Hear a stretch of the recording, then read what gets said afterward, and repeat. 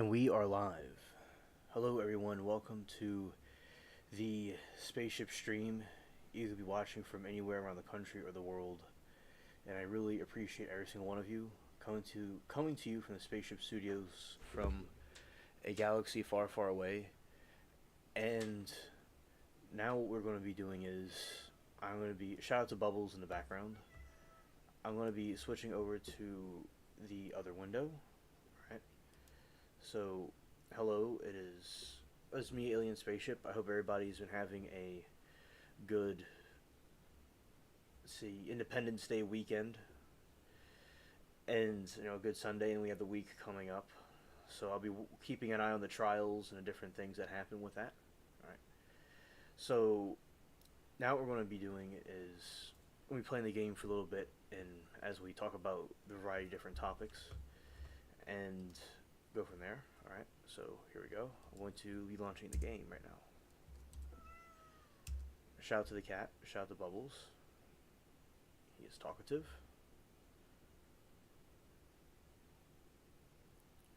Dark Force presence known once more. Lieutenant Funesto.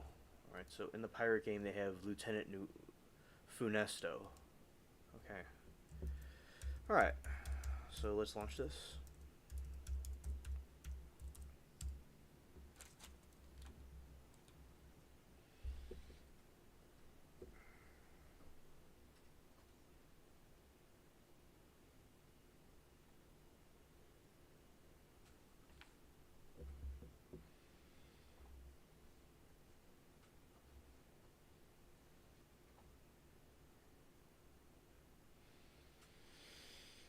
Alright, so now the pirate game is launching. Here we go. So when we were playing Liar's Dice in that game, and also that's pretty fun. Let's see what server. Oh, what is going on here? Okay. Oh, okay, it's fine. It's still working. Yeah, it's working. Yeah.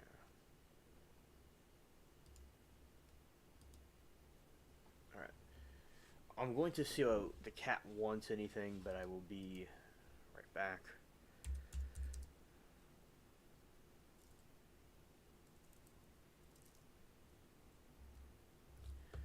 Okay. Alright. So it looks like the double loot is in progress. People can we're gonna go and plunder some ships and see if we find anything interesting. And at nighttime at Port Royal and Tortuga they have fireworks. We've seen those on display. And with the fireworks in the game, I think that they're quite fascinating. They're very cool. And they usually have the fireworks during those certain events in the game.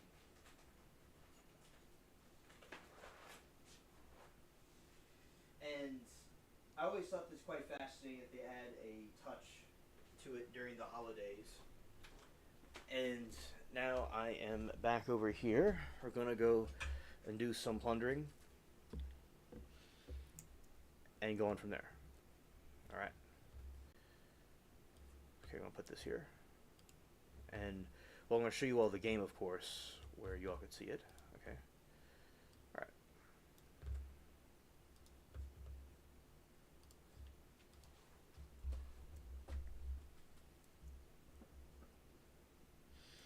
Oh, this is a cave in the island. I didn't know. Oh, look at these enemies. What are these? Undead robbers. Oh, it looks like they kind of upgraded the way these enemies are.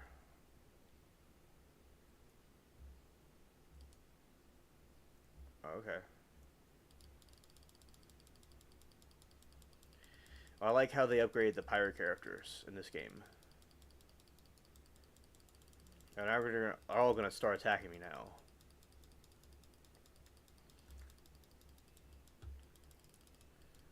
Alright, probably gonna take me out because there's so many of them. Let's see. I have to fall back. Yep, they got me.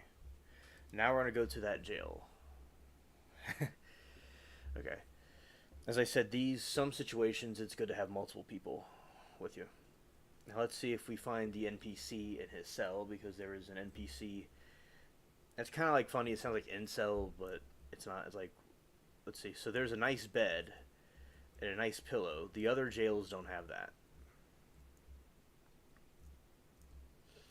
I like the lighting in the game. I think they may have upgraded it. Yeah, it's an eerie glow. Scared.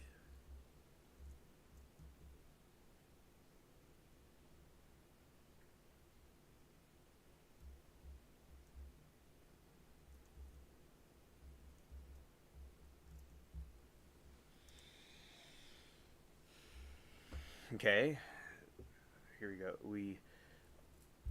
Which I didn't see what was in that cave, but as I said, I want to focus on the plundering, but we're going to go back to this interesting island to play the different games and stuff.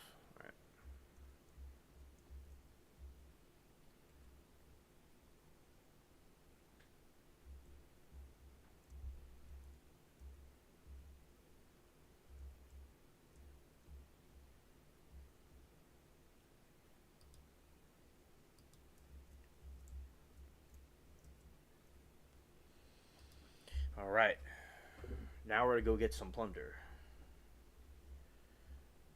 Okay, here we go. Hey Greg, it's good to see you, buddy. I hope that you had a good 4th of July weekend.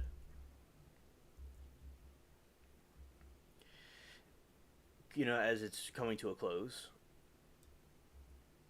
So, yeah, and basically, I think it's interesting that they had that bill passed that you're talking about before. And, you know, we have a lot of stuff going on in the country, and it was like a whole weekend, the 4th of July celebration. There's been a lot of, you know, I've not really had many fireworks, but there has been, you know, around the country, you know, a lot of fireworks in general. And, let's see. So, and I'm glad that, I was wondering if you saw more of your Trigun DVD. I was just curious if you watched some of it recently. Because, I'll check out your new poll. I will. And, yeah, because I think that, you know, the anime stuff is cool, and that, as I said, you know, that's my favorite one, and I like talking about it. But of course, with the other anime series, I'm also looking back into. It's been quite a long time since I've looked at multiple ones, and I remember you did a Trump impression. That was funny. You know, you're very good at doing impressions. It's, you know, I like that. It's good to have the talent and to express yourself. It's very cool. And they always have these motorcycles going down the block, you know, doing that stuff. Yeah, yeah. So I like the idea of doing the impersonations. It's always good to have humor. Oh, you're about to watch the final episode. Okay, that's good.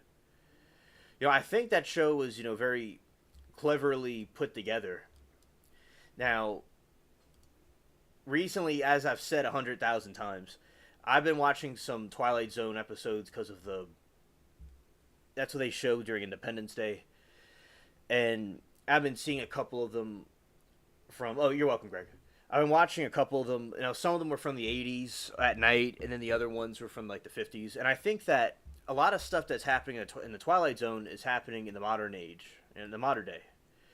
And they seem to hint about AI and things like that, so that's also something cool to see. The show is ahead of its time. And I like how the ones... Yeah, exactly. It's good to keep it funny, you know, because there's a lot of dark stuff going on, but it's good to, you know, have a laugh, you know. It's good to have a laugh. And, yeah, because I think that like the one from the '80s, it has tones of like the other Twilight Zones have religion in it, but the other ones with more detail about different things about how the religious stuff is important and having faith and hope. Both series have that, but I like how the one from the '80s dives into it in a different way than the other ones do. But they both were very good. Now they had a Twilight Zone from 2019, but it didn't last that long. And you know, and there's people that have been critical about the show, the new reboot. Now with the reboots, I think like yes, Greg, that is very good. 200 views in one day. Yeah, absolutely. And basically, when you get in the views, people are tuning into it, and it's always good to see. And the algorithm also is showing that. So like they always say that content is king, and the more you put out the content and are consistent with it, the better it's going to be. That you'll get more and more attraction. Now, something else that was going on was people in these different series. It was touching about the fallen.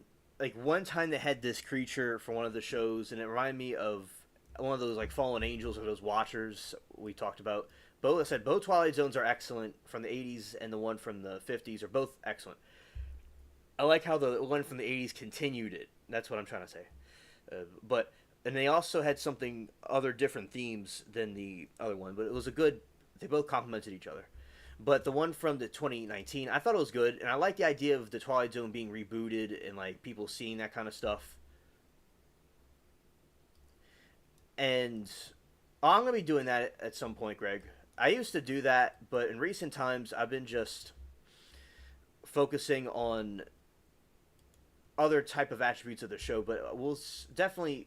I am gonna have the different callers call in, and at some point, if like you want to call into the show, that'll be cool, and you could call in. That's fine. But yeah, just recently I haven't been doing that lately, but we'll bring it back. But I'll keep that in mind that about the calls, and as I said, you can do it at some point when we do them. And also, what I think is like people are saying with the Twilight Zone theme, it had a situation where I like the visuals of the newer one, and I think it's good for it to be rebooted. But as I said, they say that there's some poor screenwriting on it, but it is good to keep the same type of themes and kind of ways of doing it the other people did it. But it could have been improved over time. I think it could have been continued with some, but improvement if they need to have any kind of improvement. But the thing is that the companies were having some disputes over different like business stuff, and that caused it to go be canceled. But hopefully they could bring it back, and it was interesting for a newer generation to see stuff like that. Now I like the one thing about the anime stuff. I never knew that at one time it was people didn't like them like they do now, or it wasn't socially acceptable. When I was growing up, it's something that everybody liked, so it's pretty cool that it was a different type of time period. But I do think that sometimes you'll think that stuff is weird, but then it becomes trendy because people that think differently are the ones that really change things. And in spite of criticisms and stuff, in the end, the good product is going to be good. So, for instance, like the impersonation that you did with Trump, it's something that's trending and being talked about, and I think that was a great idea for a video that you did. So I'm glad that it did well, and it'll continue to do well, and it seems like a pretty cool exercise. Oh, one of the ghost ships are attacking. Okay.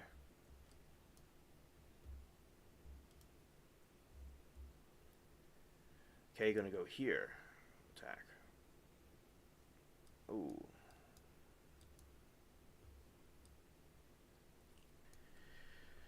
Yeah, these phantom ghost ships, they like to attack me for no reason. They just go out of their way to attack the ship. It's quite cringe.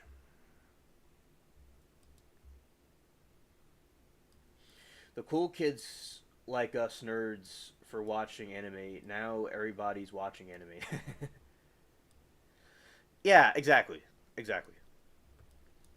I remember there has been times where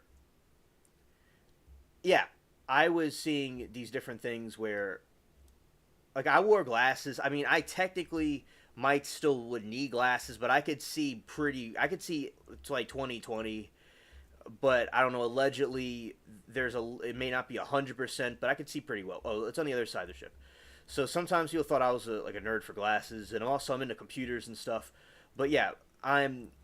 But also, everybody thinks I'm cool people. But I understand. It's like they think that the anime's nerdy, but now everybody wants to watch it. Now everybody wants to watch it. Same thing with computers. Like they thought that the people that did go with computers and stuff were like they call them nerds, but now they're like trillionaires now, and we're all using them. And also they thought alien stuff was nerdy, and it got trendy on YouTube, as you know. So yeah, I think it's ridiculous how these people, criticize it, but then it becomes a big new thing. You know what? I'm actually too. Let's see if I'm gonna get to this hoop. Wow, this other ship is attacking me. I can't even get to this one. Okay, so we're gonna have to go this way, and yeah, that ship will just sink on its own. It'll just sink. You have to go get on the good side and get it. All right, here we go.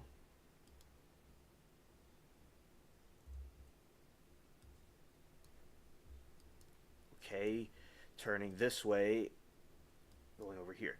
Yeah, but it's also, especially Japan, is, we both like Japan a lot. And I like the culture of it. It's very good. And yeah, it's just basically the anime became the norm, along with all the other things. Because, like, people think differently, it causes more innovation.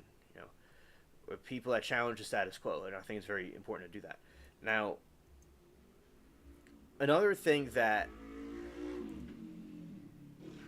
I like to see is these people. I wonder what they must feel now. Like they called them nerds, but now it's popular everywhere. But those people are irrelevant. That's why with haters like on YouTube that we deal with, all the haters on YouTube, they're kind of similar to those people that would call people nerds and stuff, but they're just hating. And a lot of people just hate because they I'd say it says more about the person than it says about the people they're attacking. You All right. Now the plunder has been completed, so we're going to go this way and go here. One of the cartoons I like a lot that I watched growing up was SpongeBob, and it's still on air to this day because there's a lot of cartoons from the early 2000s and the 90s that didn't continue, but that one did. Yeah, SpongeBob became very famous, and it's something very popular now. So let's see. We got some loot. Very interesting. All right. Flintlock. Okay. Now we're gonna get this ship repaired.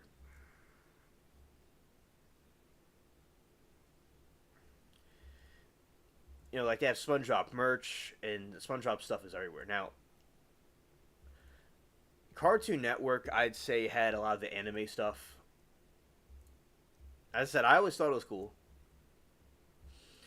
And Nickelodeon had some more of the other type of animated things. Like, they both were kind of different, but they both complemented each other. Now, there's still cartoons now, but, like, the kids, like, back then didn't get to, like, that now didn't get to experience, like, coming up with that kind of stuff. So, I'm grateful for the time that I came up in. And I like the mythology and the stuff that is in anime and the different lessons and stuff within it. Because both of those things go hand in hand. Now, my favorite anime was Naruto besides Trigun. It was also Naruto. Now, that one, a lot of us like to watch. So, as this, and also Pokemon, another very popular one that I like to watch as well. And for people to sit there and do all the art and the time and effort that it takes to do that, it takes a lot of patience and skill.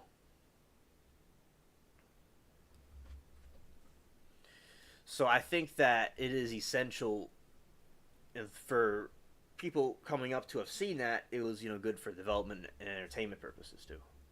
And a lot of stuff now is created with AI, and when things are created with AI, it just doesn't have.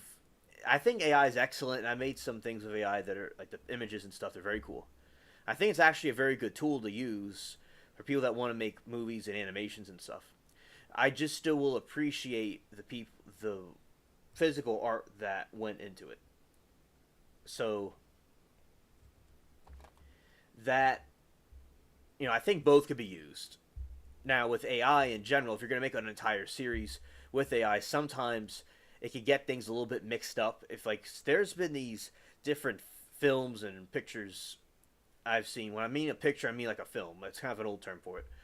I've seen these, and sometimes if you make you make a picture of anime and then with AI, but with the other problem that will occur is when you're making a little film. Sometimes they've been coming out much better, but I remember last year I would see some things, and for instance, they had where Biden and Trump eat spaghetti together, and the spaghetti becomes like a monster hybrid, and it kind of consumes and eats both of them, and the spaghetti then goes and devours everything else and devours the whole planet. So the AI just made all that up, and it's very trippy to watch that. Yeah. So I think that anime can be very good, especially as it improves for creating content like cartoons and stuff like that, especially the still pictures. So as I said, I think that AI can have pros and cons, but I do appreciate the other way where people just drew out every single scene, every tiny little scene, and make it, because it's an example of this is if you have a flippy notepad and you take a circle and you draw a circle, and then a little bit upwards you draw another circle, then you draw another circle, then you draw another circle, and it just hops around, and as you flip through the pages, you see the ball hopping up and down. That's how it works with those anime cartoons, but on a much larger scale. I've made little cartoons before, and then I took pictures of them and I sped them really fast, and it looks like, as I said, filming a camera, like a film. So I think it's pretty cool.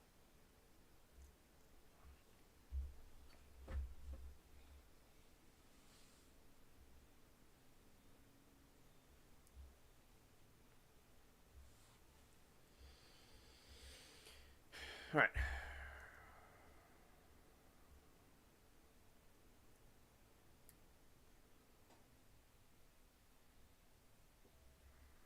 Yeah, and also with these ships, I think that they are, for instance, you have the tally ho.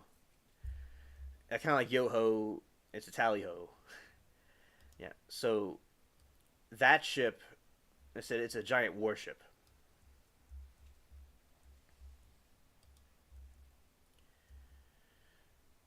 Now, with the Japanese art, I like how they incorporated the art into the content that they were creating. And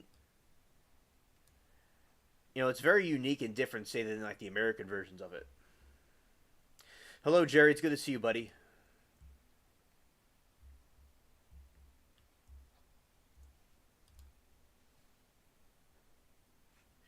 we are hanging out and we're talking about different stuff, especially like with cartoons and things like that at the moment. I hope everything's going good with you, Jerry. It was cool chatting with you yesterday. So, like, you'll have the artwork. You have artwork with the other thing. The other pictures, like from America, will look different than the Japanese one. So, I like the diverse group of ideas. I like the diverse group of ideas that are in the different ways of cartoons in different countries. Like, say, like in one country, they will have the animations like a certain way, the way they draw their people. Then the other ones in Asia, they'll do it a different way. So I think it's quite cool. It just shows the diverse, different ways that people do stuff, and I'm glad that eventually everybody started watching the anime, in spite of what others may have thought. And later that the trolls and stuff are proven wrong about that.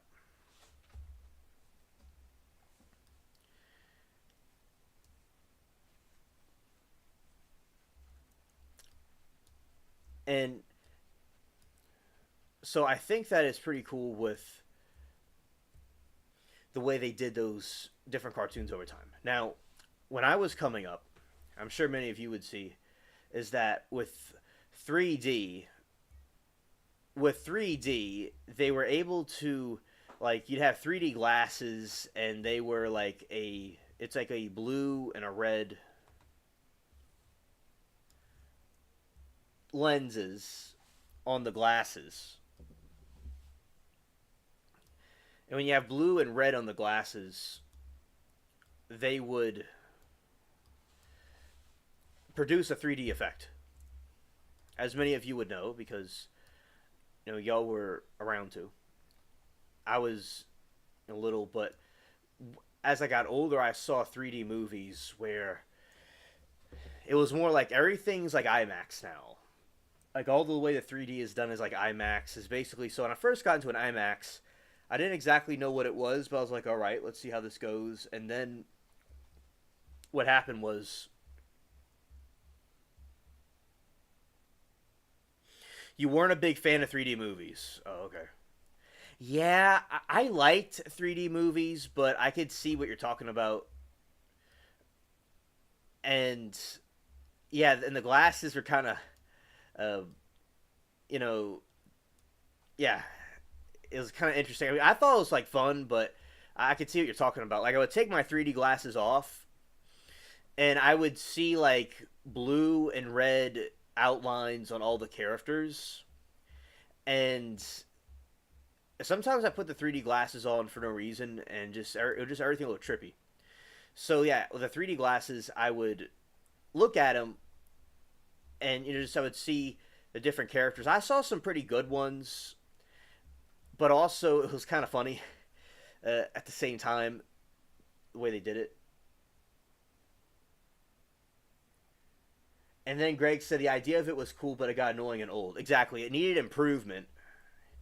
So what they did was the IMAX. I remember when I was on a field trip at the summer camp, and we would also Mary Toodles took me to IMAX stuff. But okay, at the aquarium, they would have this section where it was IMAX, and you would see the different places underwater and the abyss and stuff. And it's kind of like what I do with my channel, where I talk about different like nature and all kinds of things. Or that I put it in a channel, but before that's like what people would do. They go to an IMAX or something, or aquarium to experience something like that. So basically, that was the first time I watched IMAX, and yeah, it was just kind of popping out and stuff, and I thought it was pretty cool. They look like sunglasses. So now all of the 3D, it's like IMAX now. So now they don't have the 3D like they did before, but yeah, it was a new concept back then, and they were just trying to put it together, but they improved it over time. Like, imagine like if they had one thing I'll say about like Revenge of the Sith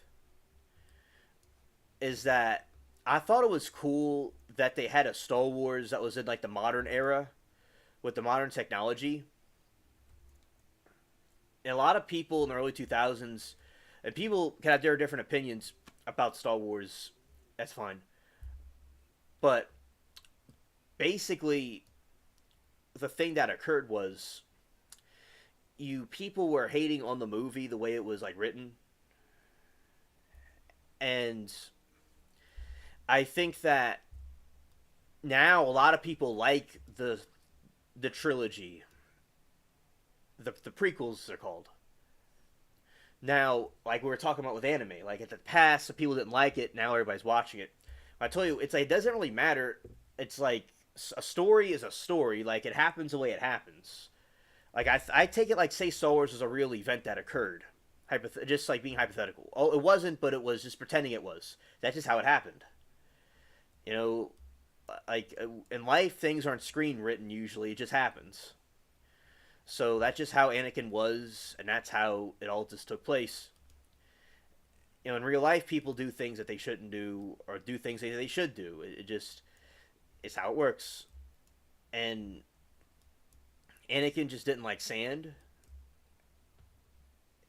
and it just gave him flashbacks. I don't know, got in his boots or something, and there you go. So, but one thing I will say that I do like is about Star Wars is that the lightsabers and all are like modern looking and everything's like modern. So like if George Lucas had the technology back then, like when he made the original Star Wars, that's how he would have done it. But as I said, I do like the original Star Wars. It's a classic. You know, shout out to the OG Star Wars franchise. I love those. About all I'm saying is like the technology that they used to like film it and stuff. It's interesting to see it like over time improve how they did cinema. So I'm sure that one was interesting to see, but that one, like an IMAX or something, would have been quite fascinating. Like if they had the because like back then, early 2000s, they didn't in the late 90s, they didn't have the 3D glasses upgraded to its full potential. And I'm sure as the decades roll on, they'll get better and better at it. Now it's called IMAX. As I remember when I go to the movie theater, I'll see IMAX only. They don't have like the 3D like they did before. Yeah, yeah. Shout out to George Lucas.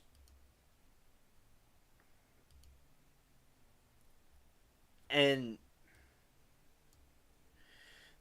basically, with Lucas's films, he's good at responding to critics and trolls and stuff. And I like how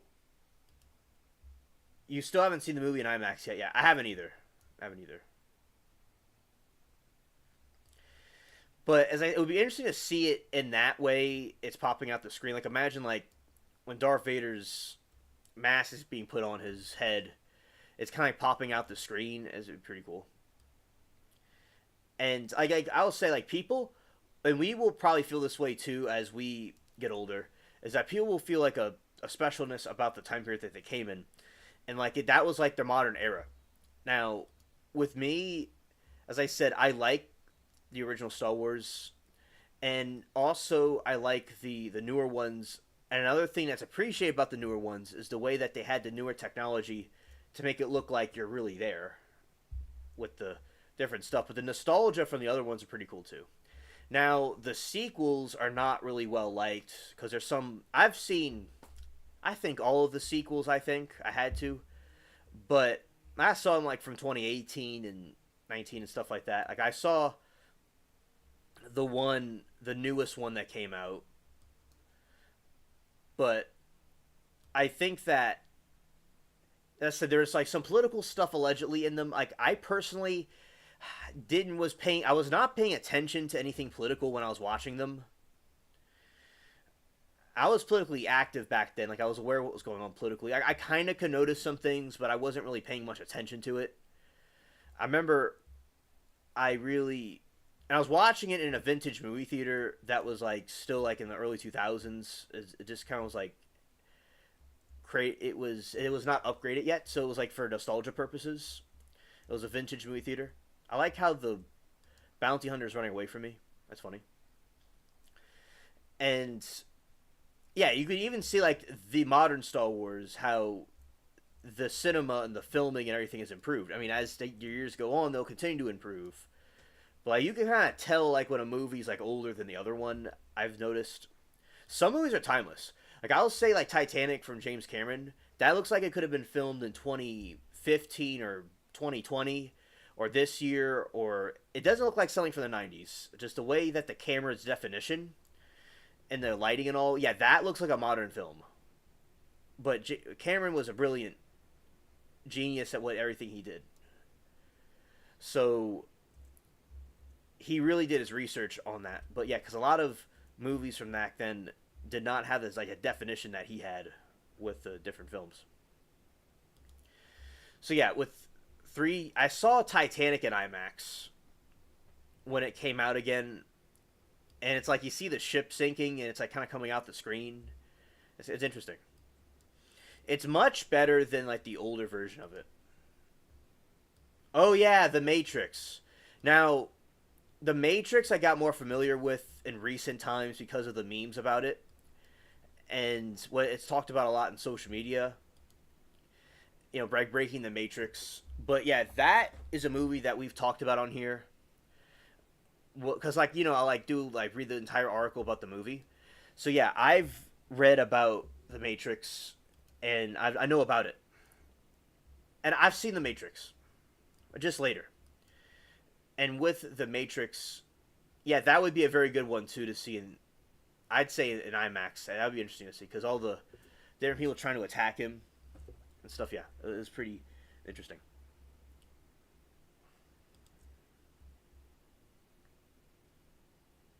All right, going back to the island, the ship is about to go down. It's about to sink. All right, look at that sun. That sun is irradiating. This game, for instance, improved. Like the way the sun and the different water looks, they certainly have improved this game. All right. Now it's in the uncharted waters.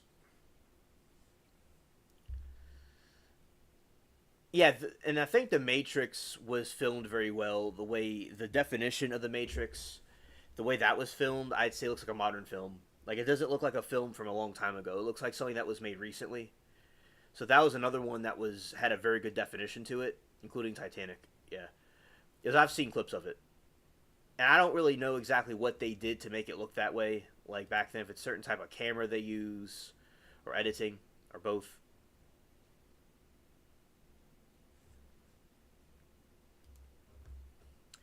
But they certainly did it, in a way like that. How they're able to have it captured in such a way.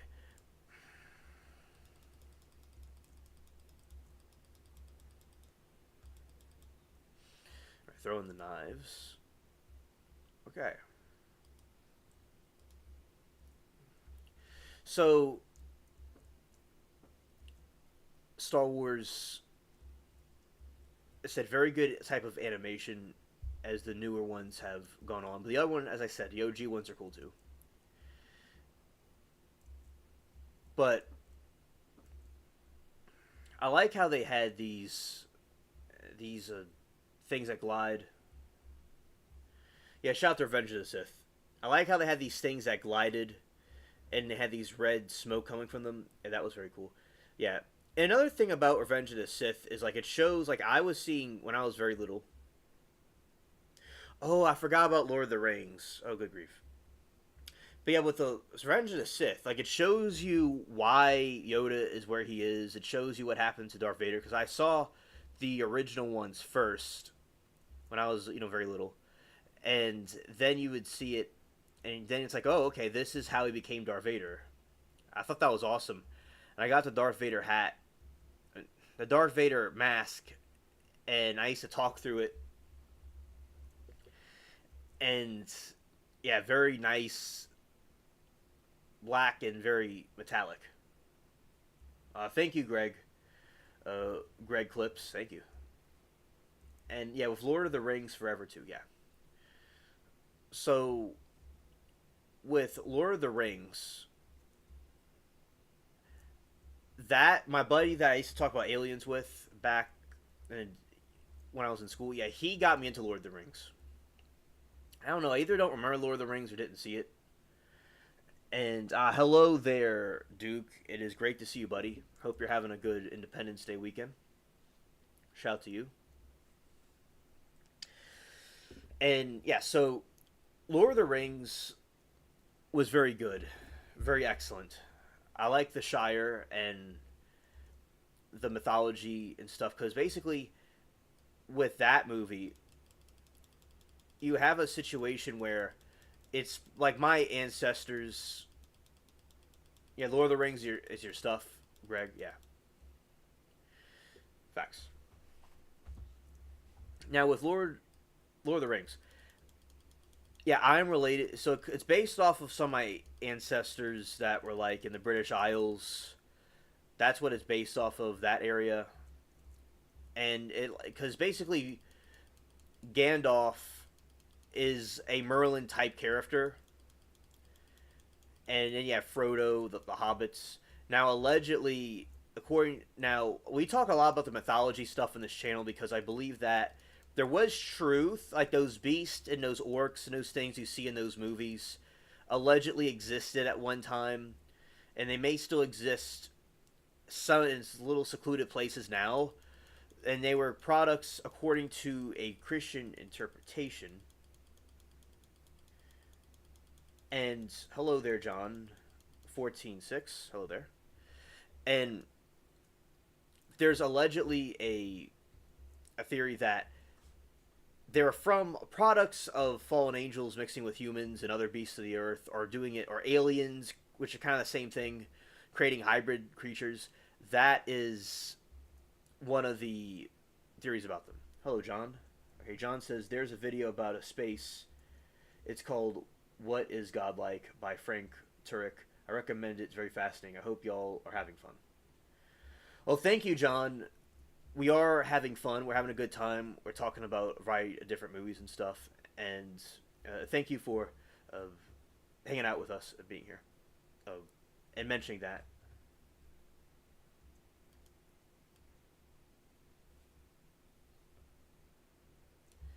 Okay. And yeah. So I think basically that's my theory about Lord of the Rings, that a lot of those were hybrids from the fallen ones that came into existence, and then eventually some of them survived, some of them were wiped out in the flood, but basically those orcs and those different goblins and things, yeah, I remember that they were going and creating the swords and stuff,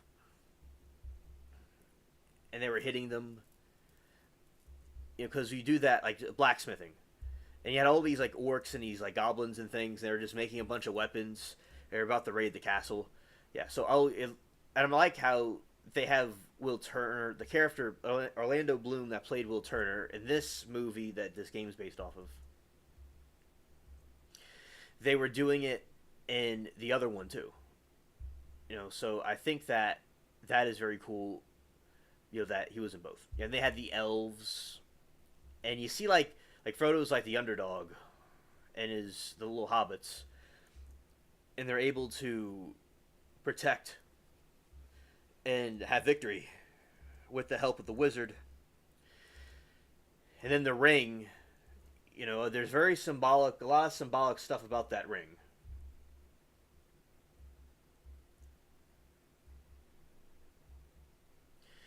And with the ring, it shows like how people could be corrupted so quickly. Because, you know, he has the ring, and when he has the, like, say one of the characters, I forgot his name, you know, he puts the ring on and he starts acting like a nutcase.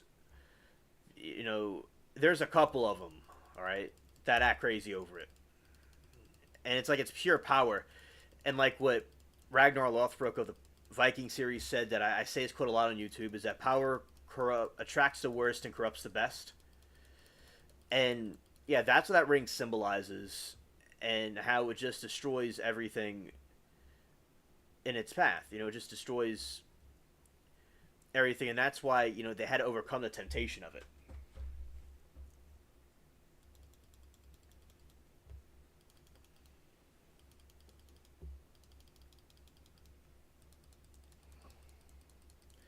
All right,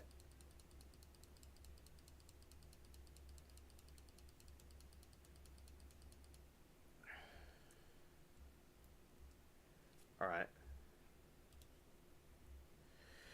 John 14 says, mm-hmm, thanks. Yeah, I've been recently been interested in how one writes movies and books and all that. But yeah, I heard of Lords has some relations to the Bible, but I haven't seen it yet. Oh, okay, understood, understood. So, and I don't want to like say like any spoilers or anything, but which I'm not saying any spoilers. I'm just like kind of talking about like a rough idea about the movie, what the movie's about.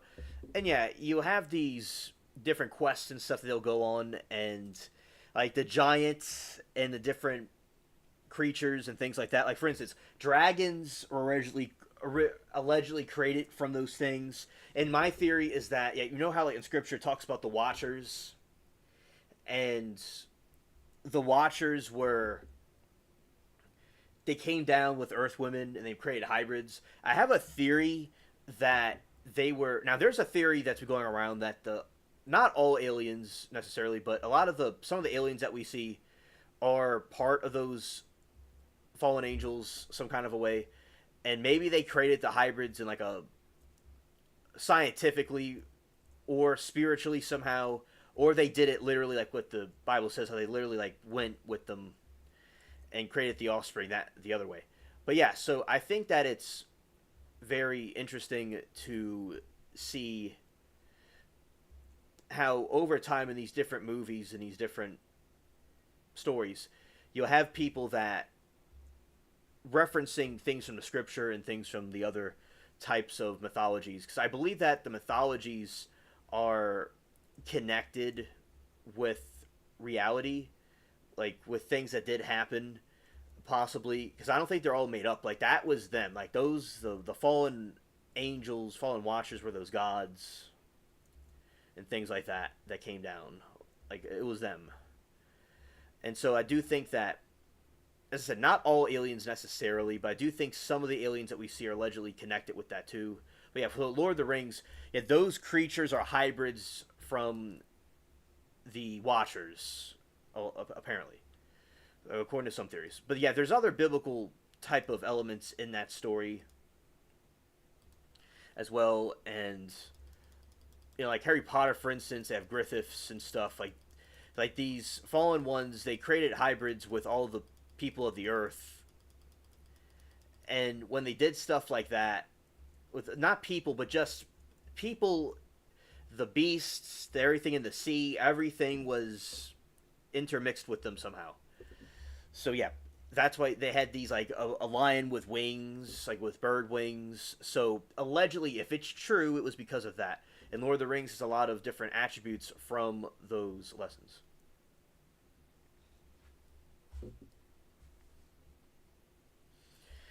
All right.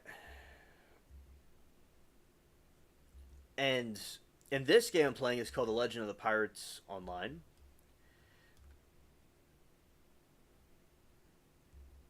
They were elves once. Oh, thank you, Greg, for the background about them. And I guess that the elves got corrupted. Yeah, okay. Now, there's theory. Like, I have a theory that I believe that there's truth to the story of Merlin and King Arthur. And you see the analogy of King Arthur and Merlin a lot everywhere. Like, especially in movies. And, like, Star Wars, for instance, you have Obi-Wan and Luke. And also, I will say Anakin and Palpatine is like that, too. They both are like that. But Palpatine and Anakin are like a dark version of King Arthur and Merlin, and then the other one is like the good version of them. So that was interesting to have like a parallel, like a good and bad version of the different the two different groups. And also, you had, like, Harry Potter, you have Dumbledore and Harry Potter. That is like, you know, Merlin, the wise older man with the beard. Now, I do think that, now they say historically that the Merlin characters and stuff, King Arthur was fiction, or they're not really too sure, but I think it's possible that it did exist, and in my opinion, and it was lost. Like the original Camelot and a different place like that were lost, but some records of it survived somehow. Sort of like how the Nosferatu movie that was supposed to be destroyed was able to survive somehow. And like, or it could have been like folklore, like, you know, like when you have like legends and folklore where there's like a truth to something and they pass it down orally through generations and generations, but the source of it is kind of unknown. So, yeah, that I believe there could be truth to those stories, possibly, in my opinion. And so with Merlin, the legend of Merlin, that's likely a fictional character, but could have been real. His mother was human, and his father was a demon. Again, that same parallel between the fallen ones and the with Earth people. So he had these magical powers and abilities because of the demonic ancestry from his father's side. And he actually was supposed to be an antichrist, but he decided to convert to Christianity and use his skills for the cause of God instead of the cause of the, you know, forces of darkness. So that is why he helped King Arthur, and he used his abilities for good. And he was able to shapeshift. And we talk about a lot about shapeshifting reptiles and stuff with conspiracy theories, but yeah, he was able to shapeshift into a bird, into a badger, into a couple of different things. And there's many different legends that people added onto it about explanations about him. As I said, like fan fiction, like how people in Star Wars, they'll write a story like George Lucas invented that story, right? And then other people added fan fiction to it. Okay? So a lot of people have added things to it, and there's also a main narrative of like where it originally came from. And the thing with King Arthur, Gorfy of Madmouth was a bishop, and he was a historian, and he got the information about Merlin and King Arthur from this other book of histories, and he put it in this history book because he got it from another source. They got it from another source. They got it from another source. Now, if King Arthur and what's his name, Merlin existed, if they allegedly existed, it would have been 900 and over nine. It was 900 years ago. Not exactly 900, but like over 900 years ago, but in the 900s. So nearly 1,000 years ago. And that's a long time, especially considering the history about the alleged Camelot, allegedly, right?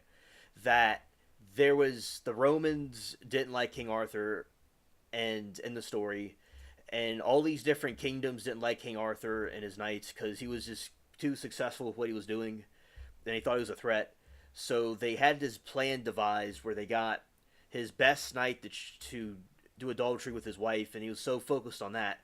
These forces came in and burned Camelot down and destroyed everything in it. So yeah, everything was destroyed in a giant fire, and it wasn't kind of like the Library of Alexandria that was destroyed, and they lost everything. They don't even know what was in it. So, and back then they didn't have computers and technology like we do, where we could save stuff easier. And yeah, just if you destroy everything, you're not gonna really get it back. But so yeah, I can understand if every historical accuracy about it was lost. They went and took it, you know, yeah, it wouldn't be there, but it was orally passed down or from certain transcripts. But as I said, the mainstream narrative about what historians say, that it was fictional and that people added to it and stuff like that. But I think, in my opinion, there could have been some truth to it. And they say on people who it could have been based off of, hypothetically. You know, there is a wild man that lived in the Highlands, that was fighting the English invasion of the British Isles that could have been based off him. There is another king. There is a Roman that went to England at that time to fight the the invasion that they thought could have been based off of him. So it could have been based off somebody, could have been something real. But I said, I think that word for word it was probably true. Now, something that throws people off is about the stuff about magic and things like that, but I do believe in spiritualism, and like Merlin would have been like a Druid. So a Druid is this type of, a Celtic priest of the pagan religions that they had. And they originate from the Canaanites. So it originates from the Middle East, technically. That's where a lot of, like, the Europeans kind of came from farther out east, and then they migrated into Europe later. So yeah, it came from the Canaanites, and like the Magi, like from the Bible, how you have the Magi came to visit Jesus. Technically, they visited baby Jesus when he was 3 years old. It wasn't in the manger because they saw the Star of Bethlehem, but they don't have types of transportation like we have. So it took them a little while to get there through a camel. A camel's not a jaguar, a car, or animal, and they don't really travel that fast, and you don't have the type of technology to travel at all. So they're just on camel. They took them about when he was 3 years old, and they gave him frankincense and myrrh.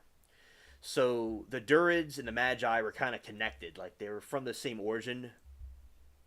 And the Druids, that's like what Merlin is. Now, another thing to tie it into what we were talking about with the movies is that a lot of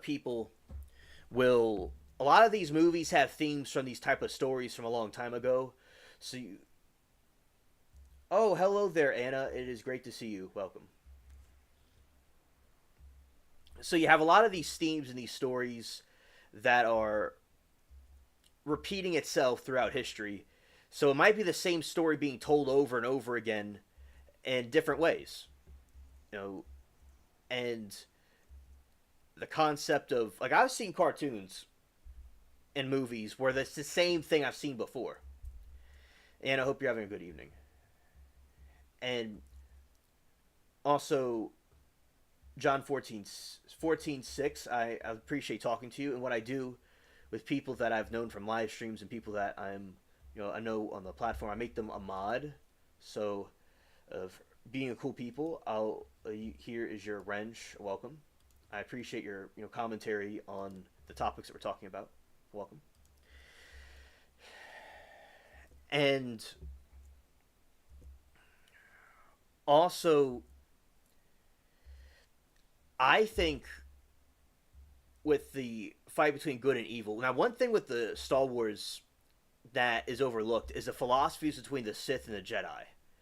Because a lot of times it tells you, like, the Jedi are good and the other side's evil. Everybody thinks they're doing the right thing. Everybody thinks they're good. The problem with this is that when everybody thinks that they're the good guys. So Star Wars, for instance, the Jedi believe that there is no emotion, only peace. You know what I'm going to actually do right now? I'm going to actually read you what it says because I could just pull it up right here. I memorized it. But basically, through passion, I gain strength as the Sith. And the chains are broken through the Force. And there's no emotion, only peace with the Jedi. And when there's peace, there's harmony. And that's how they break their chains. And be one with the Force. And the Grey Jedi, there's passion and peace at the same time. There's chaos yet harmony. And it's not word for word what the quote, what the instructions, what the quotes are, and through that the chains are broken. And so, like, the Grey Jedi is a combination of both ideas. And I'm going to say here, and Sith philosophy. Yes, Lord of the Rings is good versus evil. Yeah, definitely. Star Wars is more of a gray area. Although the Sith are very evil what they did, the Jedi had things in it that could have been improved. Because, like, they took it like to have no emotion at all. Where emotion could exist, but to not let it control you and corrupt you. The Sith have no peace or harmony, and they just want chaos and destruction. It's two different extremes. It's kind of like in anything. Two different extremes are not good. But yeah, Lord of the Rings. Yeah, you have these disturbing hybrid fallen creatures, and then you have the the humans, the hobbits, and the different elves and the other creatures that are good. Yeah, so that's definitely good versus evil. Exactly, Jedi were not perfect. Right.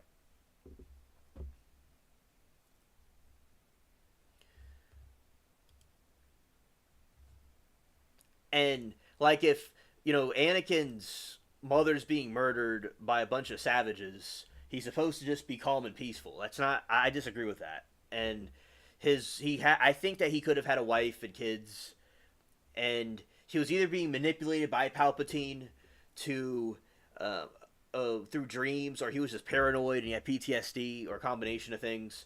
And he was paranoid about his wife, but the Jedi wouldn't let him have any wife. They wouldn't let him do anything, and this guy would help him save his wife from certain death. Now the thing with Yoda, he lived for like 600 years or something. He was very ancient, so he could have asked him. But as I said, they just don't let people have families and stuff, and they also did not grant him the rank of master. But there's actually a theory that Mace Windu would have given Anakin the rank of master if he helped him defeat Palpatine. Like, if he would have just stayed there, he would have granted him the rank of master. That's why he was telling him he will have his full trust if he stays. And then he would have proven himself. And then he would have gotten the information he needed to know to say Padme. But it didn't work out that way.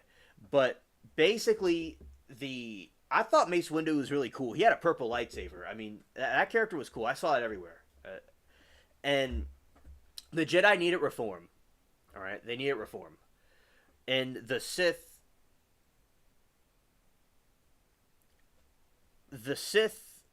were very powerful, and they have good. Passion is strength. Like passion for doing something, passion to save someone else. You could use passion to be a good Jedi. So you can't have one extreme over the other. That's how I see everything. Like, I don't try to go through different political extremes or religious extremes. I think balance is the most important thing. So that's where the chosen one, Anakin, wasn't even supposed to be like a Jedi. He was supposed to just be the Force itself. So basically, Anakin was the Force itself, and it had to bring balance. So bringing balance is not getting rid of the Jedi, or getting rid of the Sith. Bringing balance to the Force is having both at the same time.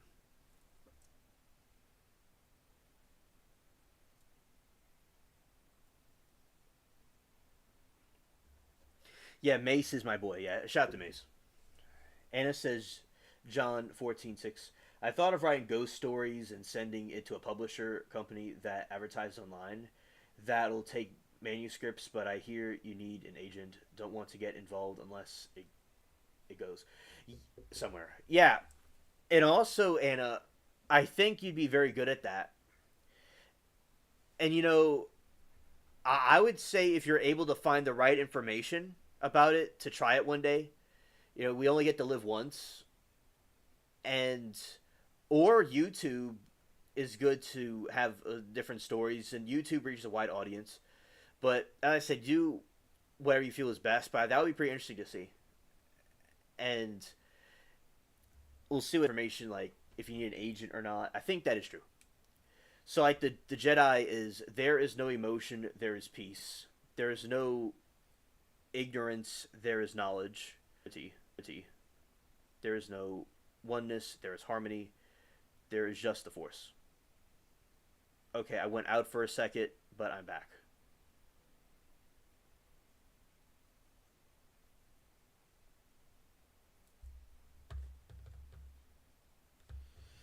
All right.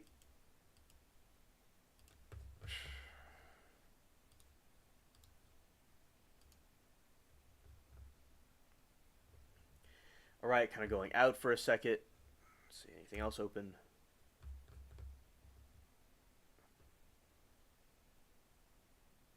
All right, that's it. Let's close this out. You're welcome.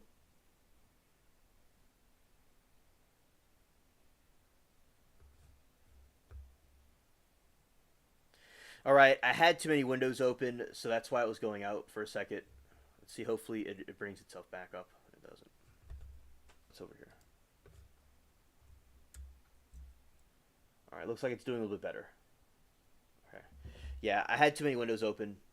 I'm back. Yeah. Alright, so you're welcome, Anna. I'm glad to help. And basically, so the ocean, there is only peace. There is no ignorance, there is knowledge.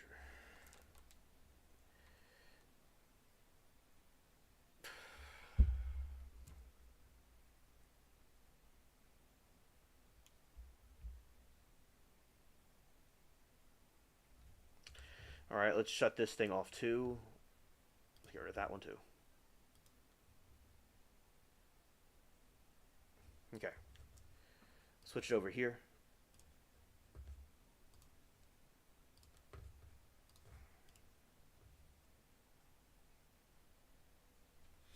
Oh, that is great. You got one. Yeah, that's great. Okay. So, I'm back. There is no emotion, there is only peace. There is no ignorance, there is knowledge. There is. Yeah, I'm back. I'm back. I had too many windows open and it caused it to go down.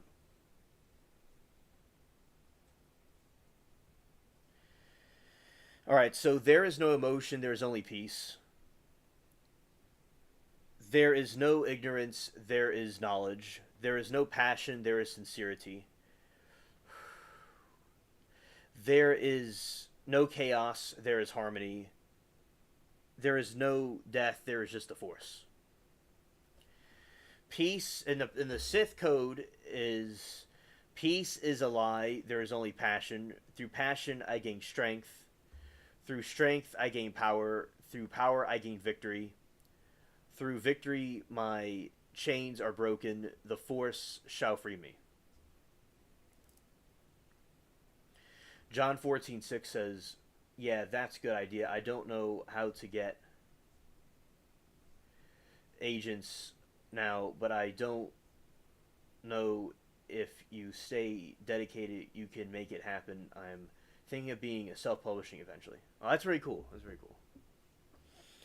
All right. If there is no emotion, there is peace. There is no ignorance, there is knowledge. There is no passion, there is sincerity. There is no chaos, there is harmony. There is no death, there is just the Force. That's the Sith and the Jedi. So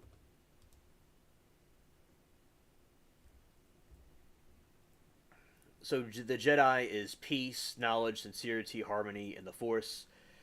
And the Sith is passion, strength, power, victory, and the Force. Okay. Gray Jedi. Code.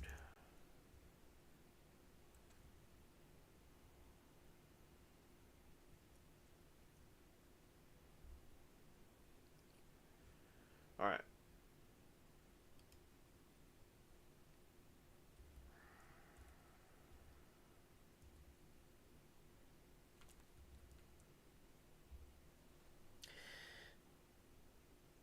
They're following through all of there is balance. There is no peace without a passion to create.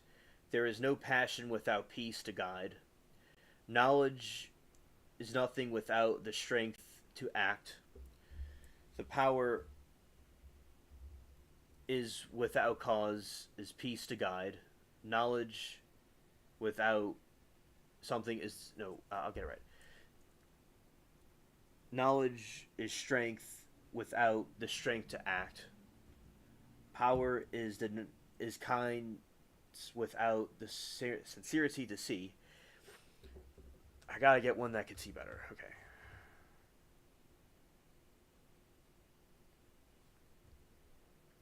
Yeah, YouTube, give her crown back. Yeah.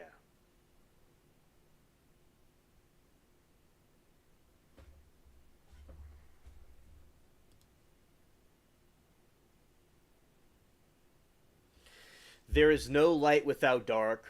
Through passion I gain focus. Through knowledge I gain power. Through sincerity, I gain strength. Through victory, I gain harmony. There's only the Force. Reminds me of the Green Lantern crops, the same of the colors. Ah, okay. Oh, very interesting.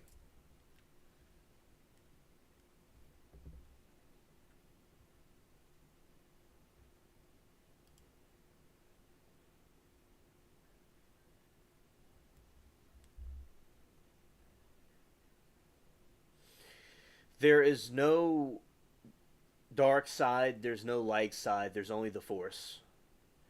I will do what I must to keep the balance. There is goal without real, but evil. There's no good without evil, but evil must not be allowed to flourish. There is passion, yet peace. There is sincerity, yet emotion. Chaos, yet order. And that is like what the Grey Jedi thinks.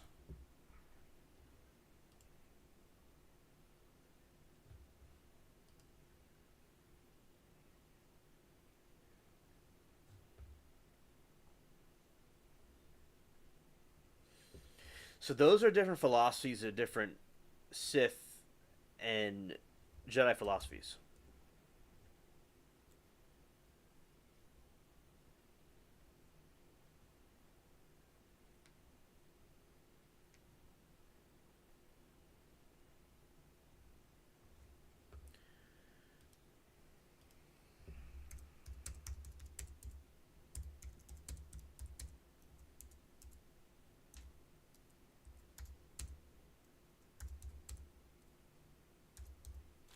You know, to publish.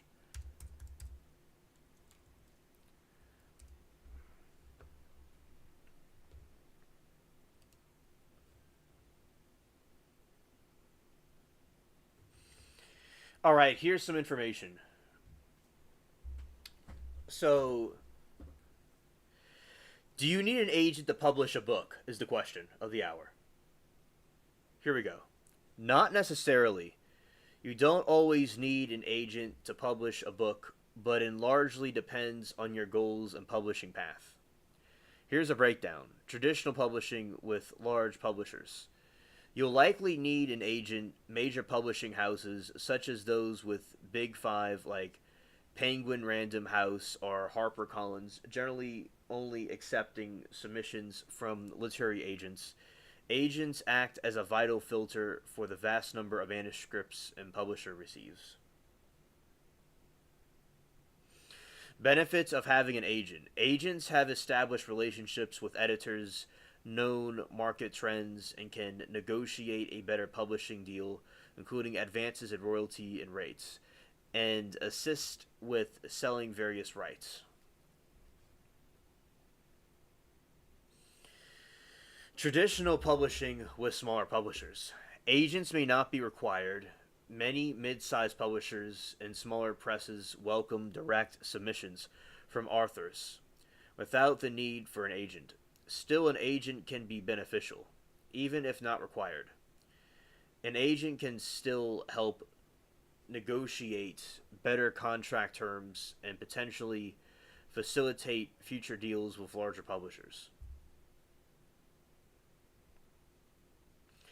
Self publishing. No agent needed. If you choose to self publish, you don't need an agent. Platforms like Amazon Kindle Direct Publishing on Enneagram Spark allowed authors to publish their work directly.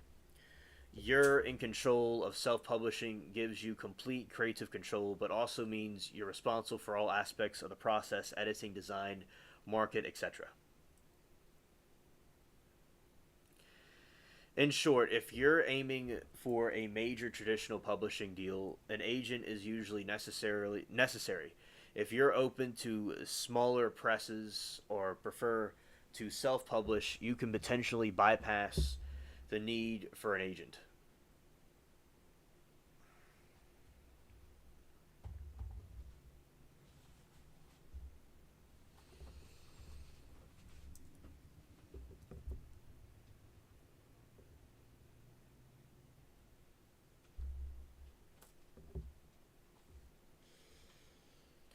So that is the information about if you a publisher or not. So you not necessarily you don't always need an agent to publish, but it largely depends on your goals and publishing path.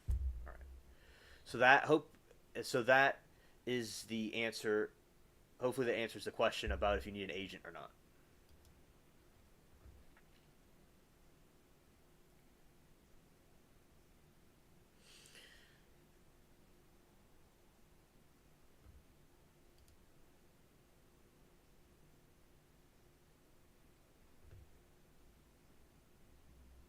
Yeah, yeah. John says that would be amazing. I'm currently invoiced, but yeah, let both do get there, and only limit we have is the ones we allow. Yeah, exactly, John. Very, very good point. The only one that can stop someone is yourself, and very good point, John, about that. So, let's see. Something about the pyramids. It's quite interesting. Well, first we'll say the pyramids.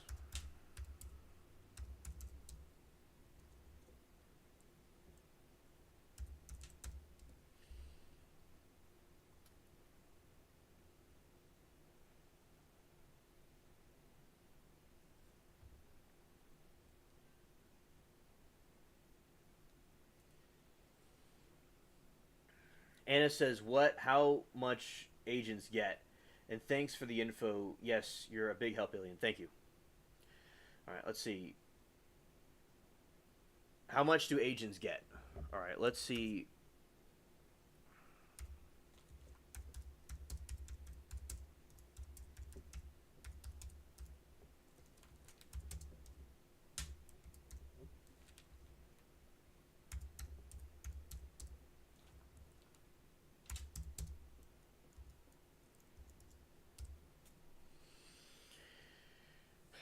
All right, literary agent commission fee. The exact percentage of commission a literary agent makes can vary depending on their experience and services offered. But it's common to see literary agents asking for 15 to 20% of the author's advance royalty or overseas film rights. So they get 15 to 20%. So most book agents charge a standard literary agent commission of 15%. However, a small number of literary agencies charge higher literary agent percentage. How much does the literary agent cost?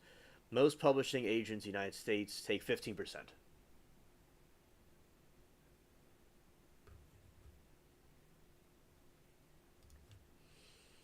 Looking at the pyramids over here.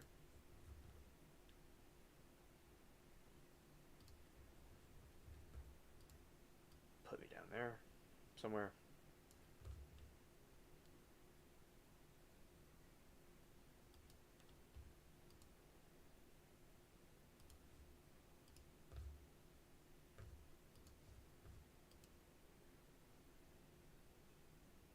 All right, Greg. Thank you, bro, for hanging out with us. Take care, dude. Okay. So, pyramids.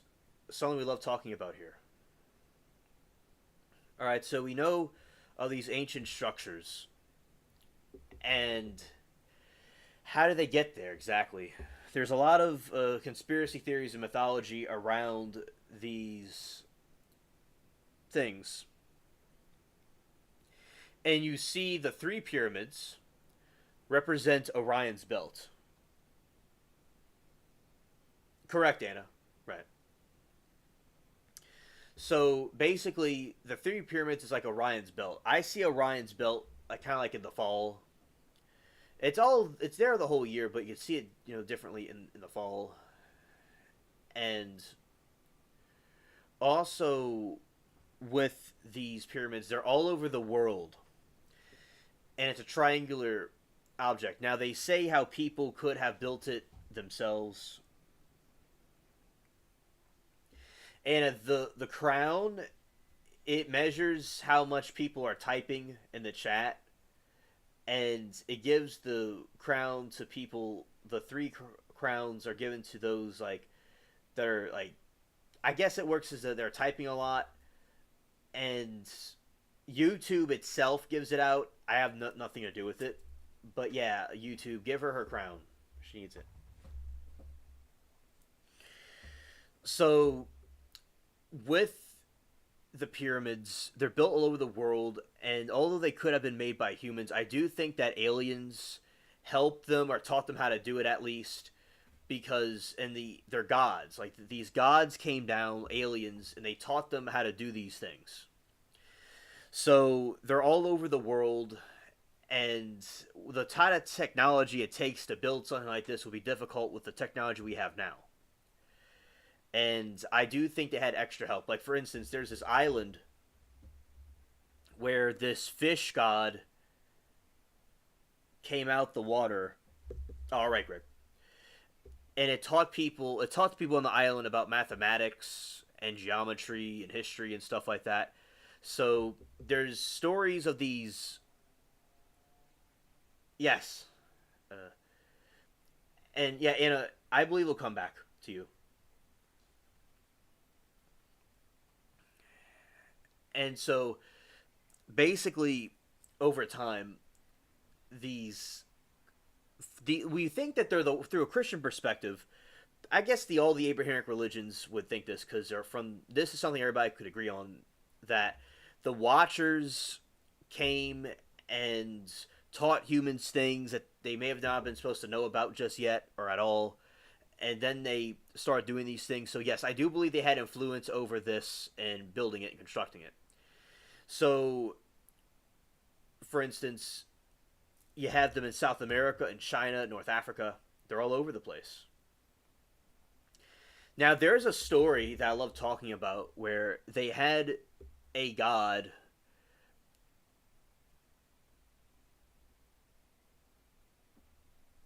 You know, you have these people. So there's a story in South America when the explorers came here to the Americas. They found an area with people that were very small, like dwarves, like the hobbits, and people that were giants, that were very large. And what they did was, they were. It's okay, Anna. It's okay. And thank you, John, for the advice, for the channel advice for Anna. Good job.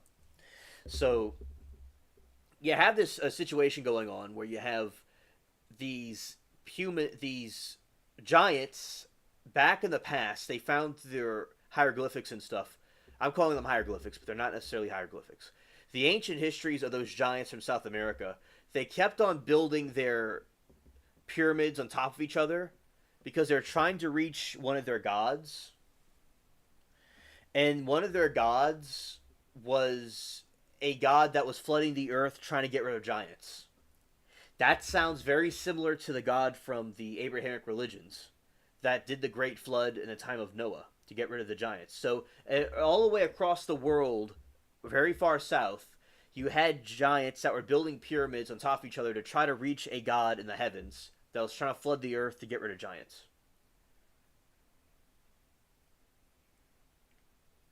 Joe Kirby, okay, thank you.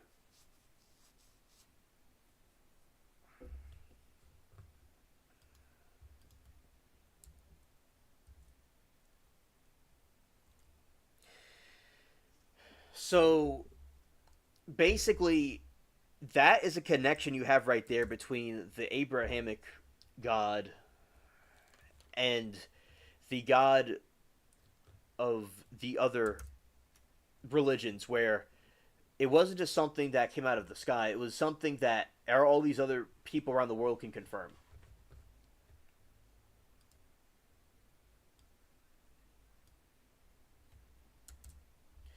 So basically, yeah, these are the ones in South America, and they built them to appease their gods.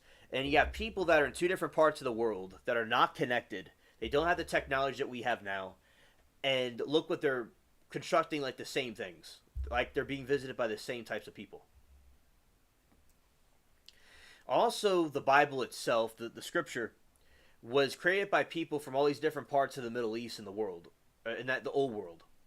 And they somehow all synchronize with each other and without technology, without modern advancements. So it's great to see how God was able to preserve and have that there. At the same time, the fallen ones, the Watchers, had these things created using abilities that us humans do not have to be at that time to be able to travel around these different places. So yeah, you have that as another pyramid, and looking at the maps of the pyramids. And John said, I find it fascinating how there are pyramids all over the world, just like the stories of the flood. There's even been found sea fossils on top of the mountains too. Exactly. Very good. Very good. Thank you. And I totally agree with that. And there's the story of Gilgamesh, and they talk about the Great Flood. They also talk about Pandora's box. There's these different civilizations that talk about even the Native Americans, also called indigenous people. People call them different things. They have a story similar about the fall of humankind. So all the humans have similar stories of origin. That is quite fascinating. And if you go to islands in different places, you'll have people that believe in a god of some kind, and they believe in heaven and the afterlife and stuff, that never had touch with any Europeans or anybody. They believed in a god, they believed in heaven, and they just believed in these things. So I think that it shows signs that all over the world that they have these phenomena. So you even through the fallen angels is another sign. The aliens, if they're good or they're bad or something in between, whatever they are, those are signs that there's something besides our realm that we have here. And another theory that I've seen is that the dinosaurs were created by the fallen Watchers as a hybrid type creature, and that's why they got wiped out by the asteroid rather, because allegedly they were an abomination that had to be wiped out. And then that was the Great Flood. So in theory, they could have been existing with humans at the same time. And I have seen some archaeological proof of that, but as I said, people, science historians will disagree with me on that. It's just a theory. But I do think that they were something that wasn't supposed to be there, and that's why they got wiped out. And that is an example, though, in history of these bizarre type creatures being wiped out, like the Nephilim were. Now, for instance, with the pyramids, you'll have this map of the pyramids.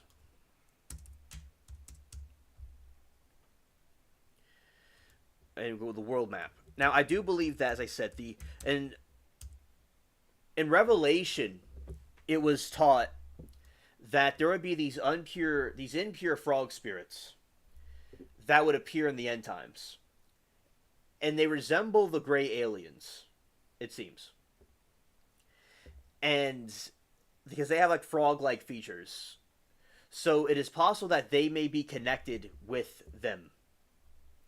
So there's a theory that the gods and the Watchers are the aliens, or like they could shapeshift into different things, or they're somehow connected with them. I originally thought, my theory was that my buddy and I thought that the aliens were something that wasn't too good, and they were from another planet, but they were against us for some reason.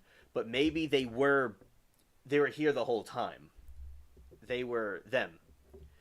But I'm not saying that they're aliens on other planets. I'm not saying all of them are bad. I'm just saying that I think that some of the sightings could be used as a deception for that, in my opinion. Now, you see on this map that I could get a bigger one if it's not big enough, but this is a map of the planet. And all the pyramids are adjacent to each other. All across the world. And they use astronomy and stuff to map out the pyramids, but all these people across the world building the same type of structures that would be difficult for people with the technology that we have today to do. That is quite incredible, and I think that, in my opinion, that means we're visited by some type of extraterrestrials in some part of the distant past. And now, at the same time, now a lot of people that have alien experiences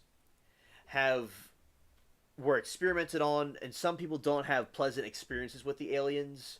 And when, like, say an angel appears to somebody, according to the Bible, they say don't be afraid, right?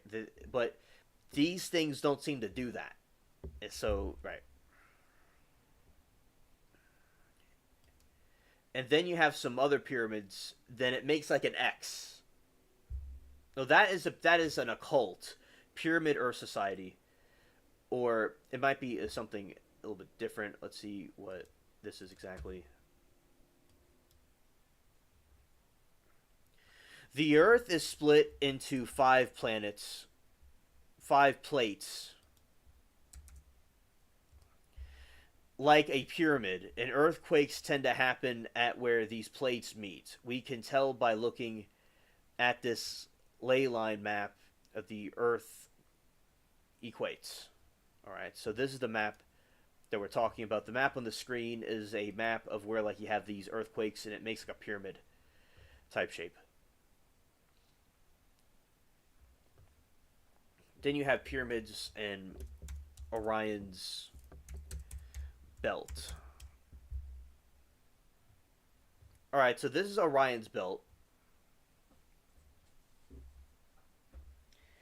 And you see it's adjacent to the pyramids. And Orion's belt, this allegedly creates some sort of a portal through the ancient people. And they're mapping out the sky that way.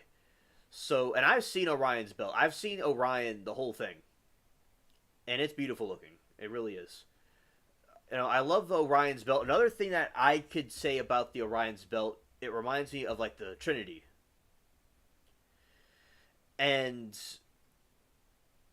but these other beings that came here, that Orion's belt, he was a war. Okay, so the gods, he was a warrior, one of the god warriors, and that was his belt that remained there after the slain. And then he got imprinted in the sky. That's how the ancient people talked about him. And, you know, he was a god. And I do think there's truth to the gods being a creation of the fallen ones, the Watchers, because they were allegedly able to battle each other and stuff like that, so they were probably hybrids.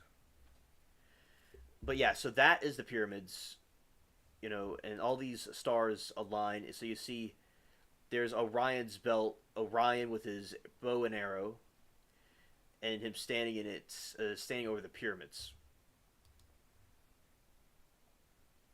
And as I said, then you have that. And it's just, I said, adjacent with the pyramids, how they are. And let's see the origins of Orion's belt, his story, okay? Which I've read it before, but I'll read it for you all. Orion's position on the celestial equator makes it visible all over our planet. Ancient Indians saw the figure as a king who had been shot by an arrow, represented by the stars in Orion's belt. Ancient Egyptians thought the stars in the belt represented the resting place of the soul of the god Orisis. Yeah, so they thought it was a resting place. And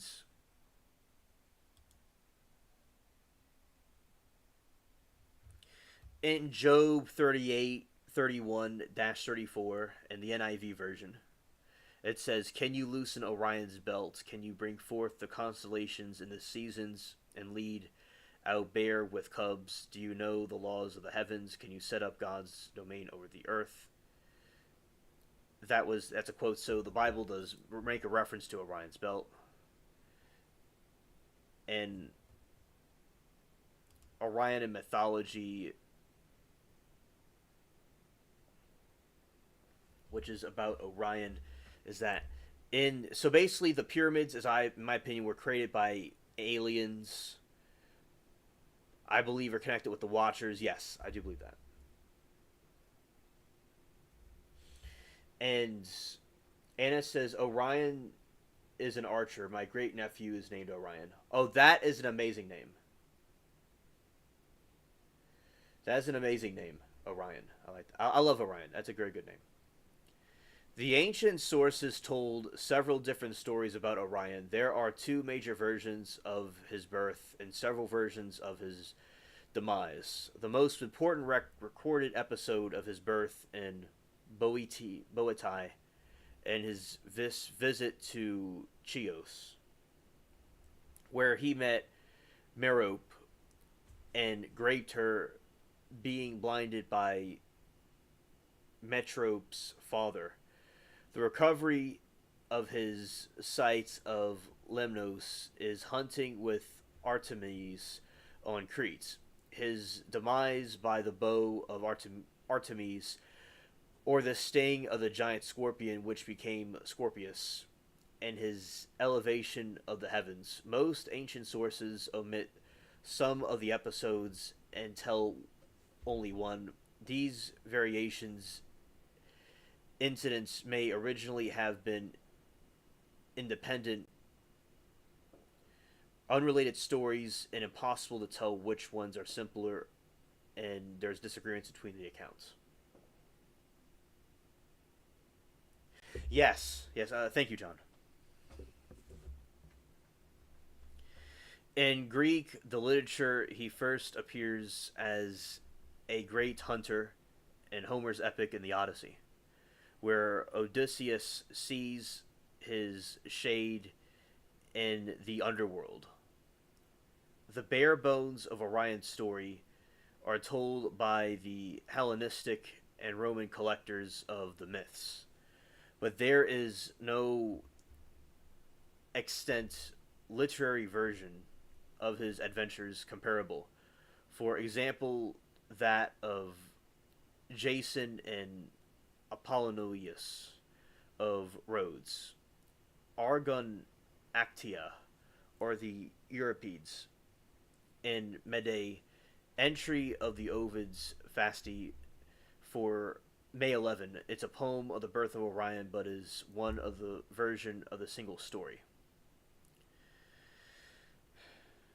Orion several roles in ancient Greek culture. The story of the adventures of Orion the Hunter is the one for which there is the most evidence, and even for that, not very much. He is also personification of the constellation of the same name. He was venerated as a hero in a Greek sense in the region of Boeotia, and there is the etiological passage which says that the Orion was responsible for the present shape of the Strait of Sicily.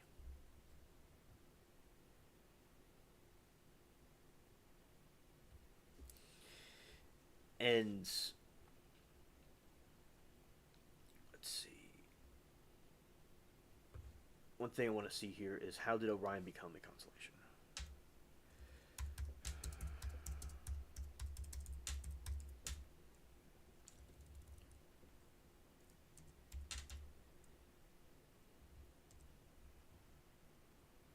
One myth says about Orion was banished to the sky for boasting about how many animals he would delete, or he would kill, as another way to say it.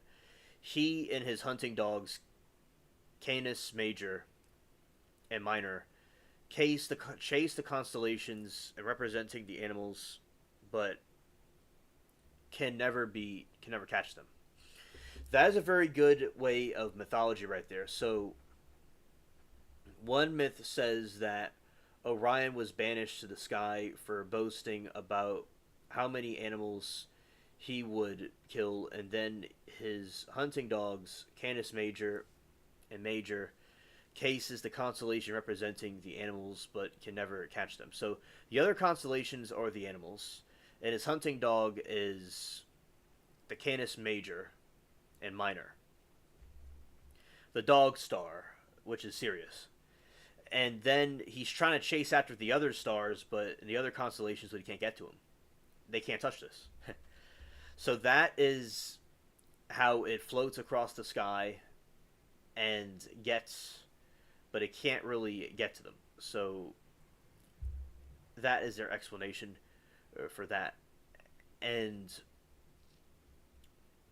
Sirius is allegedly where they had a lot of people come from there. A lot of, not people, but they had a lot of aliens that came from Sirius, the China and the Egypt, and a lot of the gods claim to come from that star, from that star of Sirius. Sirius is beautiful at night. It's especially in the season towards the autumn. It is very enchanting to see. It looks like a giant pulsating UFO. I made a short where I took a close up of it, and it blinks different colors. Those colors have been blinking for millions of years. It's so fascinating. That's what the ancient Egyptians saw. That's what all these different people saw. It's so cool. You know, very cool. And Orion is mentioned in the oldest surviving works of the Greek literature, which would probably date back to the 7th to 8th century BC, but which are products of an oral tradition with origins several centuries earlier. In Homer's Iliad, Orion is described as a constellation, and the star Sirius is mentioned as his dog, like I just said. In the Odyssey, which I love, the Odyssey is a good book, Orion is essentially the pinnacle of human excellence. Scared. In hunting. Odysseus sees him hunting in the underworld with a bronze club, a great slayer of animals. In some legends, Orion claims to be able to hunt any animal in existence. He is also mentioned as a constellation, as a lover of the goddess Dawn, as a slain by Artemis, and the most handsome of the earthborn. The works of the days of Hesiod, Orion is also a constellation whose rising and setting with the sun is used to reckon the year. The legend of Orion was probably told in the Aerostomia, a lost work attributed to Hesiod. Version is known through a summary of Erlasthenes' lost work of the Castermi. The constellations, according to the summary, Orion was the son of the sea god Poseidon, and Ural, the daughter of Minos. The king of Crete, Orion could walk on the waves because of his father. And that's interesting, Jesus walked on water. You see, these other beings had the abilities that were supernatural. One of the reasons why the high priest thought that Jesus was demon possessed, that he had certain abilities he wasn't. People usually don't have, but he had special abilities. But he was from truly divine from heaven, and everything he did was legitimate. These other things used their gift for something corrupted, or if they were humans that were hybrids, they had some hybrid ability, like Merlin allegedly did, to walk on water. But that's interesting how Jesus walked on water, and this fallen being walked on water. So, but Jesus does it as a purification and making a mockery of these other gods by doing what they did, but in a righteous manner for humans. These other, like this, Orion's doing it to be boaster and prideful, but Jesus did it in a humble way to show what he could do. Right. So, Father, how he walked on the island of Chios, where he got drunk and graped Merope. You see, he got drunk on an island by walking on water and graped a woman, daughter of Onipion. And a lot of these gods did some really sick things to each other. And you see sick things going on in our time period, and how demons could possess people, they say, or influence people. And you have these beings that were doing those things, so you could tie a correlation between both of them. And see, Jesus walked on water to show faith, and this person walked on water to try to bring people for personal lust, personal gain, and to cause more doubt. So Jesus did it in a good way. This other person did it in a bad way. This other being, I should say, he's not really a human exactly, and the ruler there. In vengeance, the own Apollyon, the blinded Orion, and drove him away. Orion stumbled to Lemnos, the Haphaestus, the smith god, kind of like Thor, and had forged Hephaestus and the servants in Cadleon, to guide Orion to the uttermost earth where Helios, the sun, healed him. Orion carried Callion around his shoulders. Orion returned to Chios to punish the Onapine, but the king hid away underground and escaped Orion's wrath. Orion's next journey took to Crete, where he hunted with the goddess Artemis and her mother Leto, and cursed the hunt, threatened to delete every beast on earth. You see how we're talking about how the fallen angels, the Watchers, were trying to destroy all the beasts of the earth, and how they wanted to destroy everything that God made. And her mother Leto, course of the hunt, and then the beasts of the earth, Gaia, Apollo in some versions, like Apollo, the Apollo 11, the Apollo that we used to send to space, objected and sent the giant scorpion to delete Orion. The creature succeeded, and after his demise, the goddess asked Zeus to place Orion among the constellations. Zeus consented, and the memorial to Orion's death added the scorpion to heavens as well. And you know, in the constellations we talk about, there's the scorpion. I've seen the scorpion as well. So that scorpion that I've seen in the night sky took out Orion. And now there is a theory that the stars, this isn't even of a far out theory, that the stars that we see in the sky are part of the, hello, shout to Mary Toodles, the Ophium.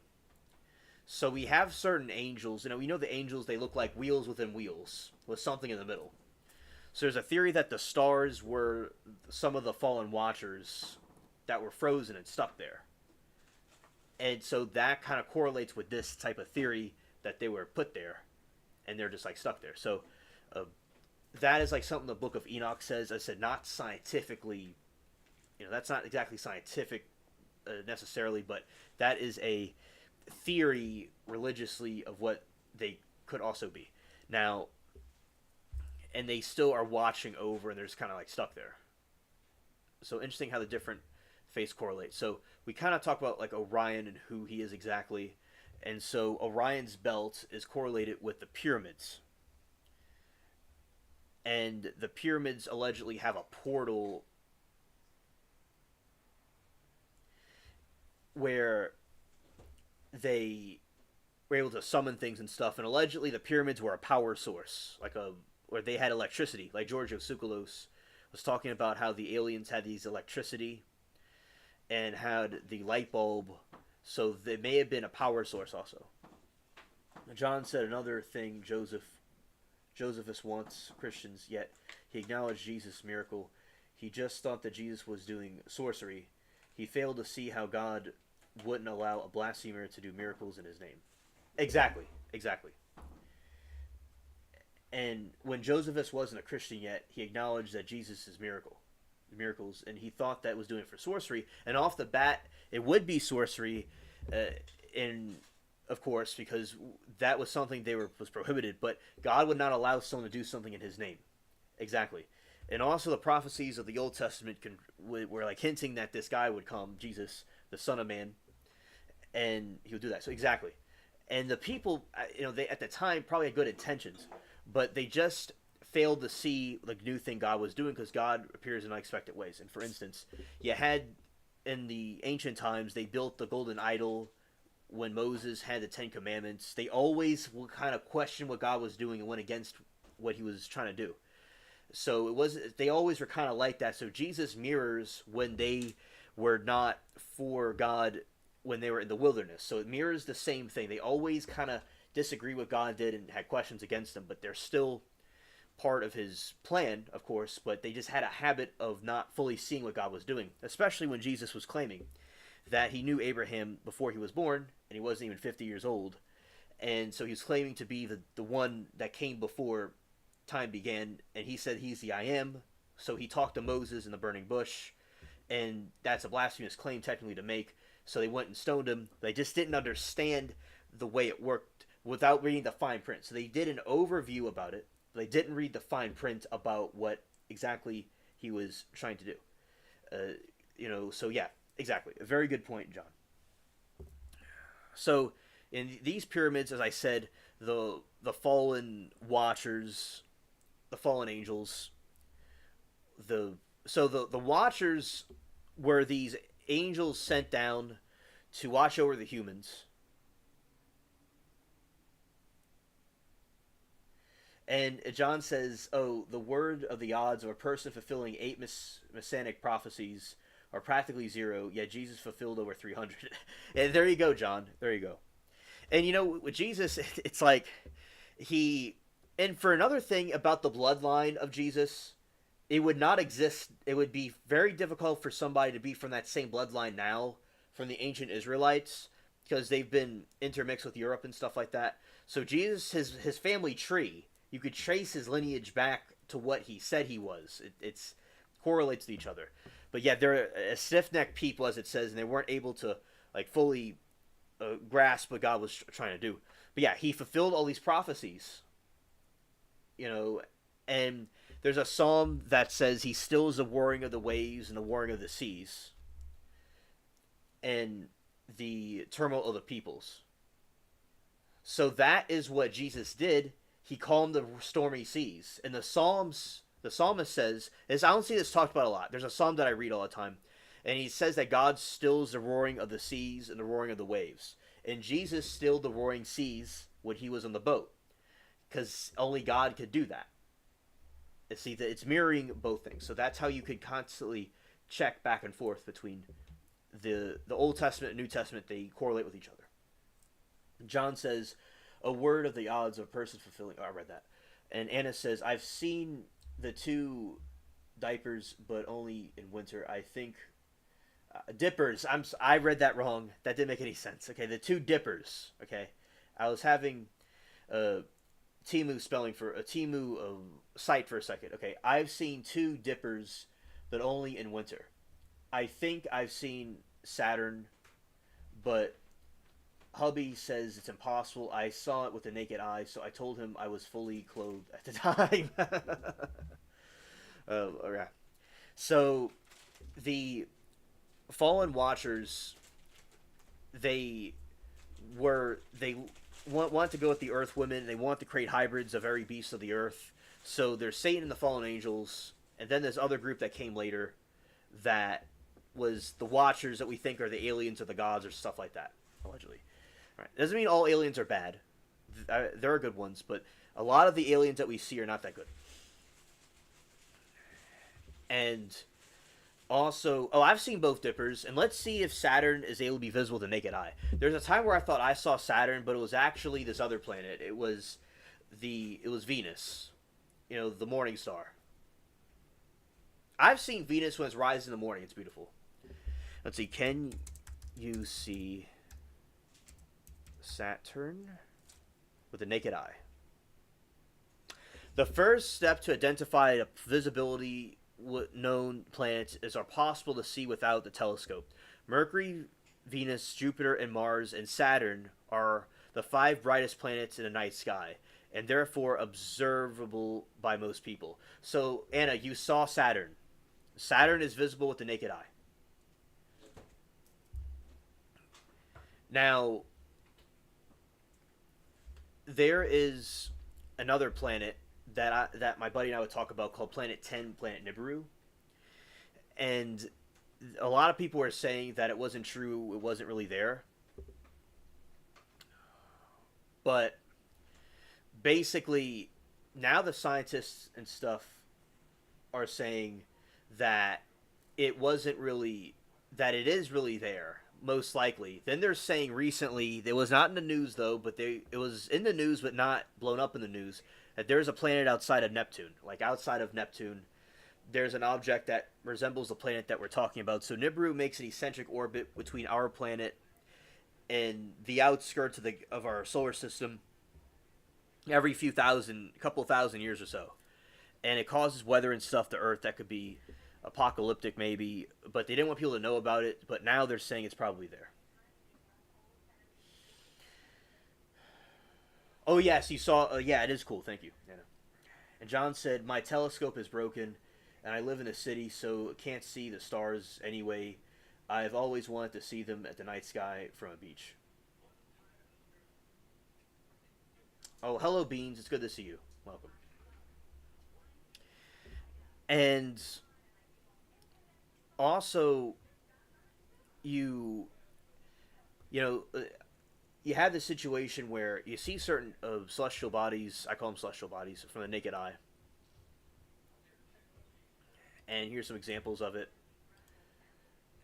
And you see them; they are there. They're floating, and you have the telescope. Now the telescopes are very cool to see things. Now I could see them. It's very dark where I am. I could see them very well. But a telescope's very cool if one could get one because you could see these things very close. Yeah, the night sky from the beach. That sounds very fun. That sounds very fun.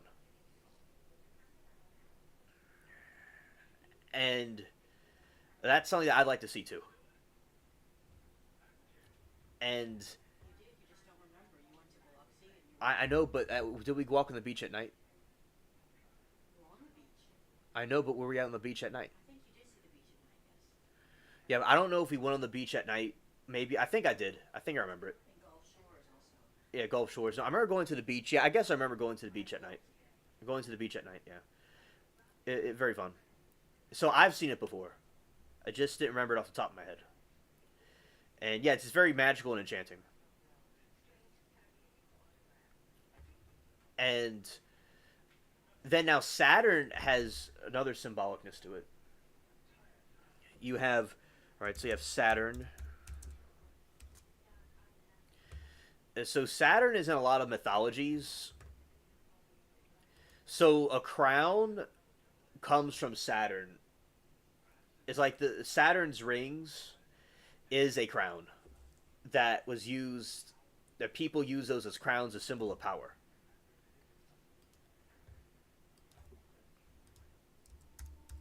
Saturn rings, mythology. Mythology,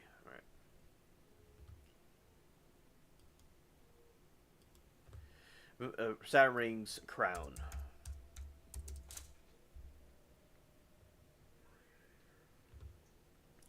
So in mythology, they have this system where the Saturn is used in a lot of occultic things and stuff like that in mythology.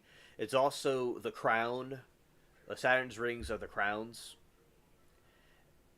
And that is something interesting about it.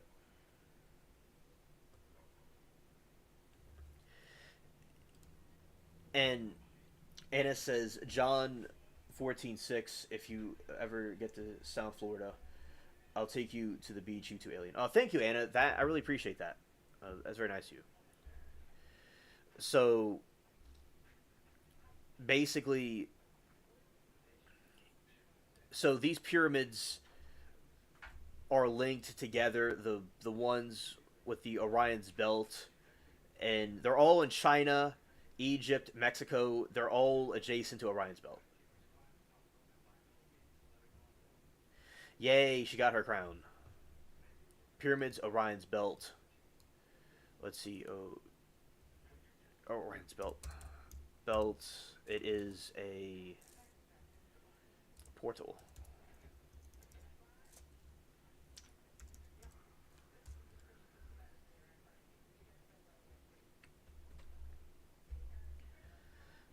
Yeah, and that is another example about in the night sky that we have there.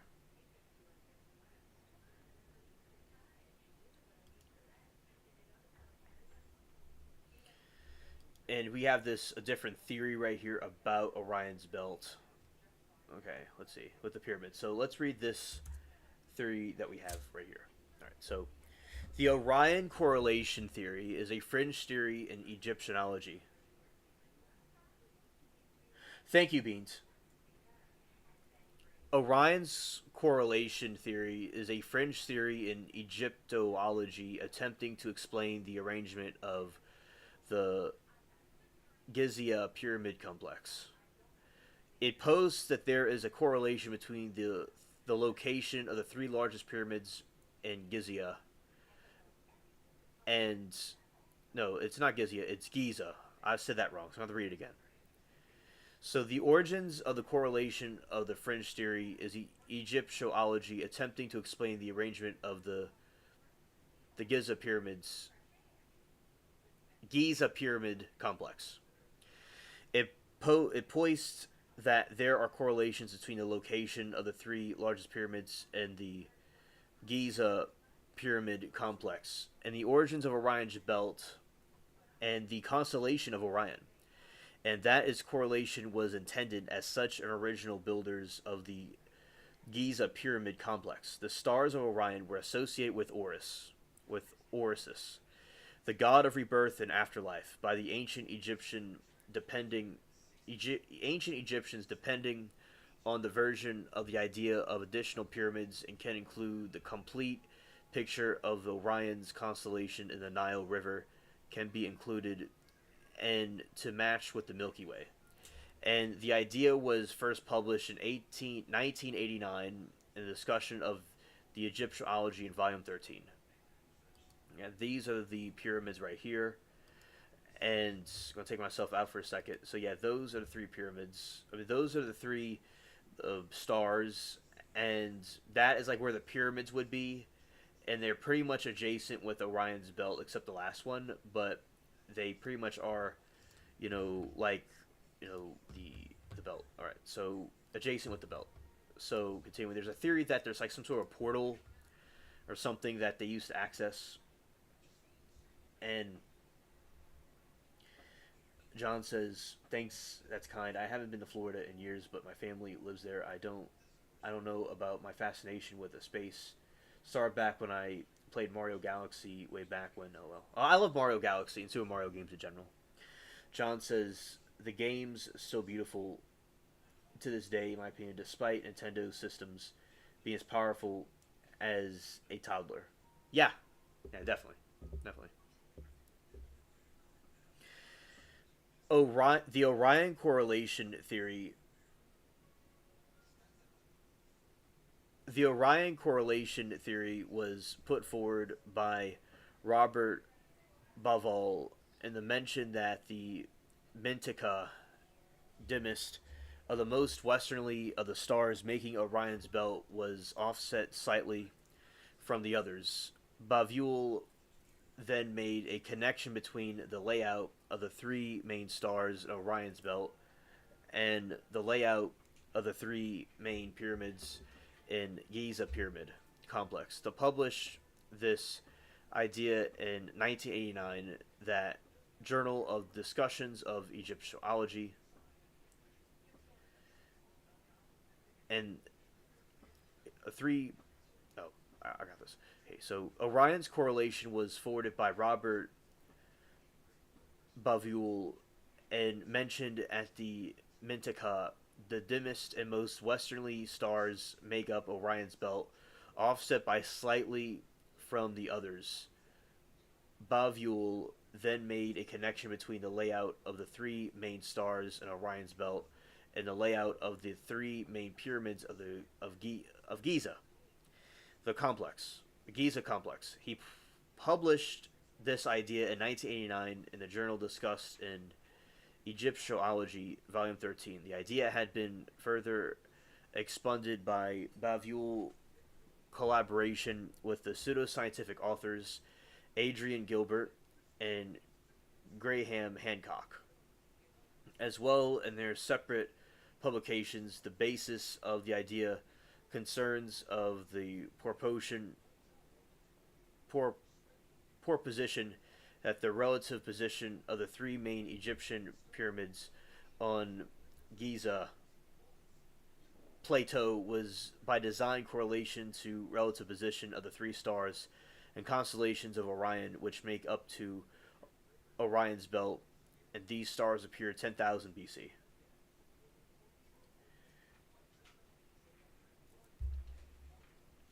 Hello, Duke. Glad that I like your new picture, Duke. All right. Their initial ideas regarding the alignments of the Giza pyramids with Orion. The three pyramids were a terrestrial map of the three stars of Orion's belt, are later joined with the speculation about the age of the Great Sphinx. According to these works, the Great Sphinx was constructed in 10,500 BC, Upper Paleolithic, and the lion's shape is maintained to be a tentative reference to the constellation of Leo. Furthermore, the orientation dispositions of the Sphinx and the Giza pyramids of the Nile River relative to one another in the ground and put forward as the accurate reflection or map the constellation Leo and Orion's belt, the Milky Way, respectively, as Hancock puts it in 1998's Mars Mystery, co-authored with Bovall.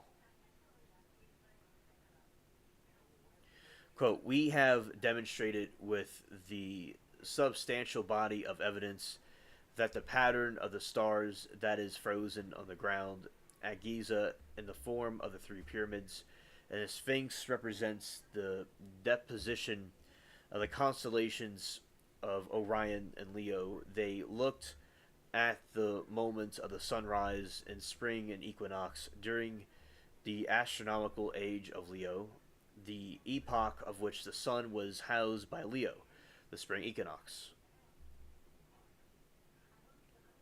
Like the precessional age, this was a 2,160 year period. It generally calculated to have fallen between the Gregorian calendar dates of 10,970 to 8,810 BC. Alright, so Bean says it's all about astrology. The way back in the Mayans and beyond, all ancient architecture is aligned with the celestial bodies. That is true, Beans. Thank you. The allusions to dates and 12,500 years ago are sufficient. Hancock, since this era, he seeks to assign the advanced progenitor civilization now vanished, but which he contends, though most of his work he existed and whose advanced technology influenced the development of the world's known civilization and quantity. Egyptology and archaeological science maintain that available evidence indicates that the Giza pyramids were constructed during the 4th dynasty, while the exact date of the Great Sphinx is unclear. And right here, let's look at this. And there we go. And now they have, on a November 1999, wrong one. So this is some critique about that.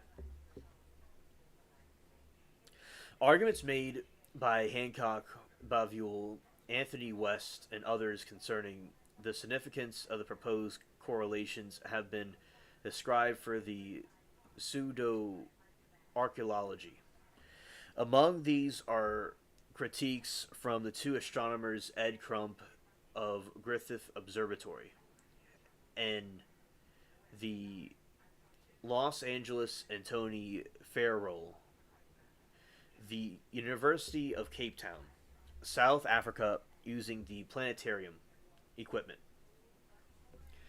Crump and Farrell independently investigated the angle between the alignment of Orion's belt and the north during the era cited by Hancock and Boville, which differs from the angles seen today in the 3rd millennium BC because of precision of the equinoxes.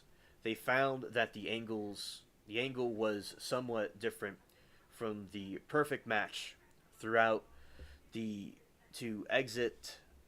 exist by Bavule and Hancock. The Orion correlation theory, they estimate a 47 to 50 degrees per planetarium measurements compared to 38-degree angle from the pyramids. Crumb pointed out that the slightly bent line formed by the three pyramids was deviated towards the north, whereas the slight kink in the line of Orion's belt was deformed to the south and matched them up to one or the other and them to be turned upside down. Indeed, this was when it was done originally by the book Bavule Gilbert, which compares images of the pyramids in Orion without revealing the pyramids map have been inverted by Crump and Farrell. Found that the other problems with their arguments include noting that the Sphinx is meant to represent the constellation of Leo, then it should be on the opposite of the Nile, the Milky Way, from the pyramids of Orion, and that the vernal equinox 10,500 BC was in Virgo and not Leo, and that is in any case the constellation of the zodiac originating from the Mesopotamia, were completely unknown to the Egyptians until much later in Greco-Roman era. A. Crump repeated the upside down statement, and so that is a critique, and that is the theory, and about the correlation with pyramids and Orion's belt. Yeah, so with the pyramids, they're all over the world, and it seems that basically they have been constructed everywhere, and I do believe that the alien help or aliens had something to do with it. I do believe that there is truth to that, or they at least wanted people to build those things to dedicate themselves to the gods that were there, the aliens, whatever. So yeah, I think that they should continue to be preserved and studied because it's interesting theories, and they also could have been sources of power. It could have been an electrical plant. It could have been a number of different things. There's many different theories about what they could have been. And they have the alleged electricity, and they have like light bulb. Let's see, light bulb, hieroglyphic.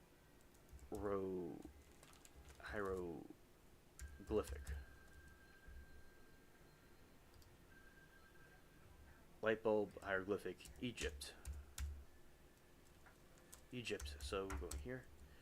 All right. So this is a light bulb that was seen in Egypt, and you see he's holding that, and allegedly that might be a light bulb for a power source. So maybe that they had some sort of electricity, and something occurred where they weren't able to use the electricity anymore. And some people think that it wasn't electricity, So anyway, that is, you have some people debunking the light myth. So people say they debunked it, but anyway, it looks like some type of electricity. And also, I do think that their gods were actually aliens. And something else another analogy I want to say is that with something about Anubis, which Anubis has nothing really to do with the Christian faith or anything, or the other Abrahamic religions. It was one of the false gods. But basically with Anubis, I remember when I was in school, I learned about the mythology about it, and I did very good with history. As you can see, I kind of did I made my own history channel pretty much. But so they would weigh the sins or a person's life compared to a feather on a scale. So he was like Saint Peter, right? And people could go to heaven if their life is equal to a feather. If it weighed more than a feather, they would go to the underworld of damnation. Now, something interesting I was thinking of that came into my head is that with the feather, say, is God, right? And God's perfect. He's like a dove feather. And basically, okay, thank you, John. He says, yeah, Joe Kirby mentioned that in his pyramid video and mentioned Tesla at one point. Okay, thank you. I'll check it out. And also, another thing is that every human being on Earth would not be equal to a feather, because a feather is like perfection. Everybody would fail the scale test. But what happens with Jesus is the other feather from the same bird, and instead of our deeds put on the scale, is Jesus put on the scale and balances it out, and we're saved. So that is a way using the mythology from the ancient Egyptians about the salvation, according to the Christian theory about it. So that is something interesting that I thought of.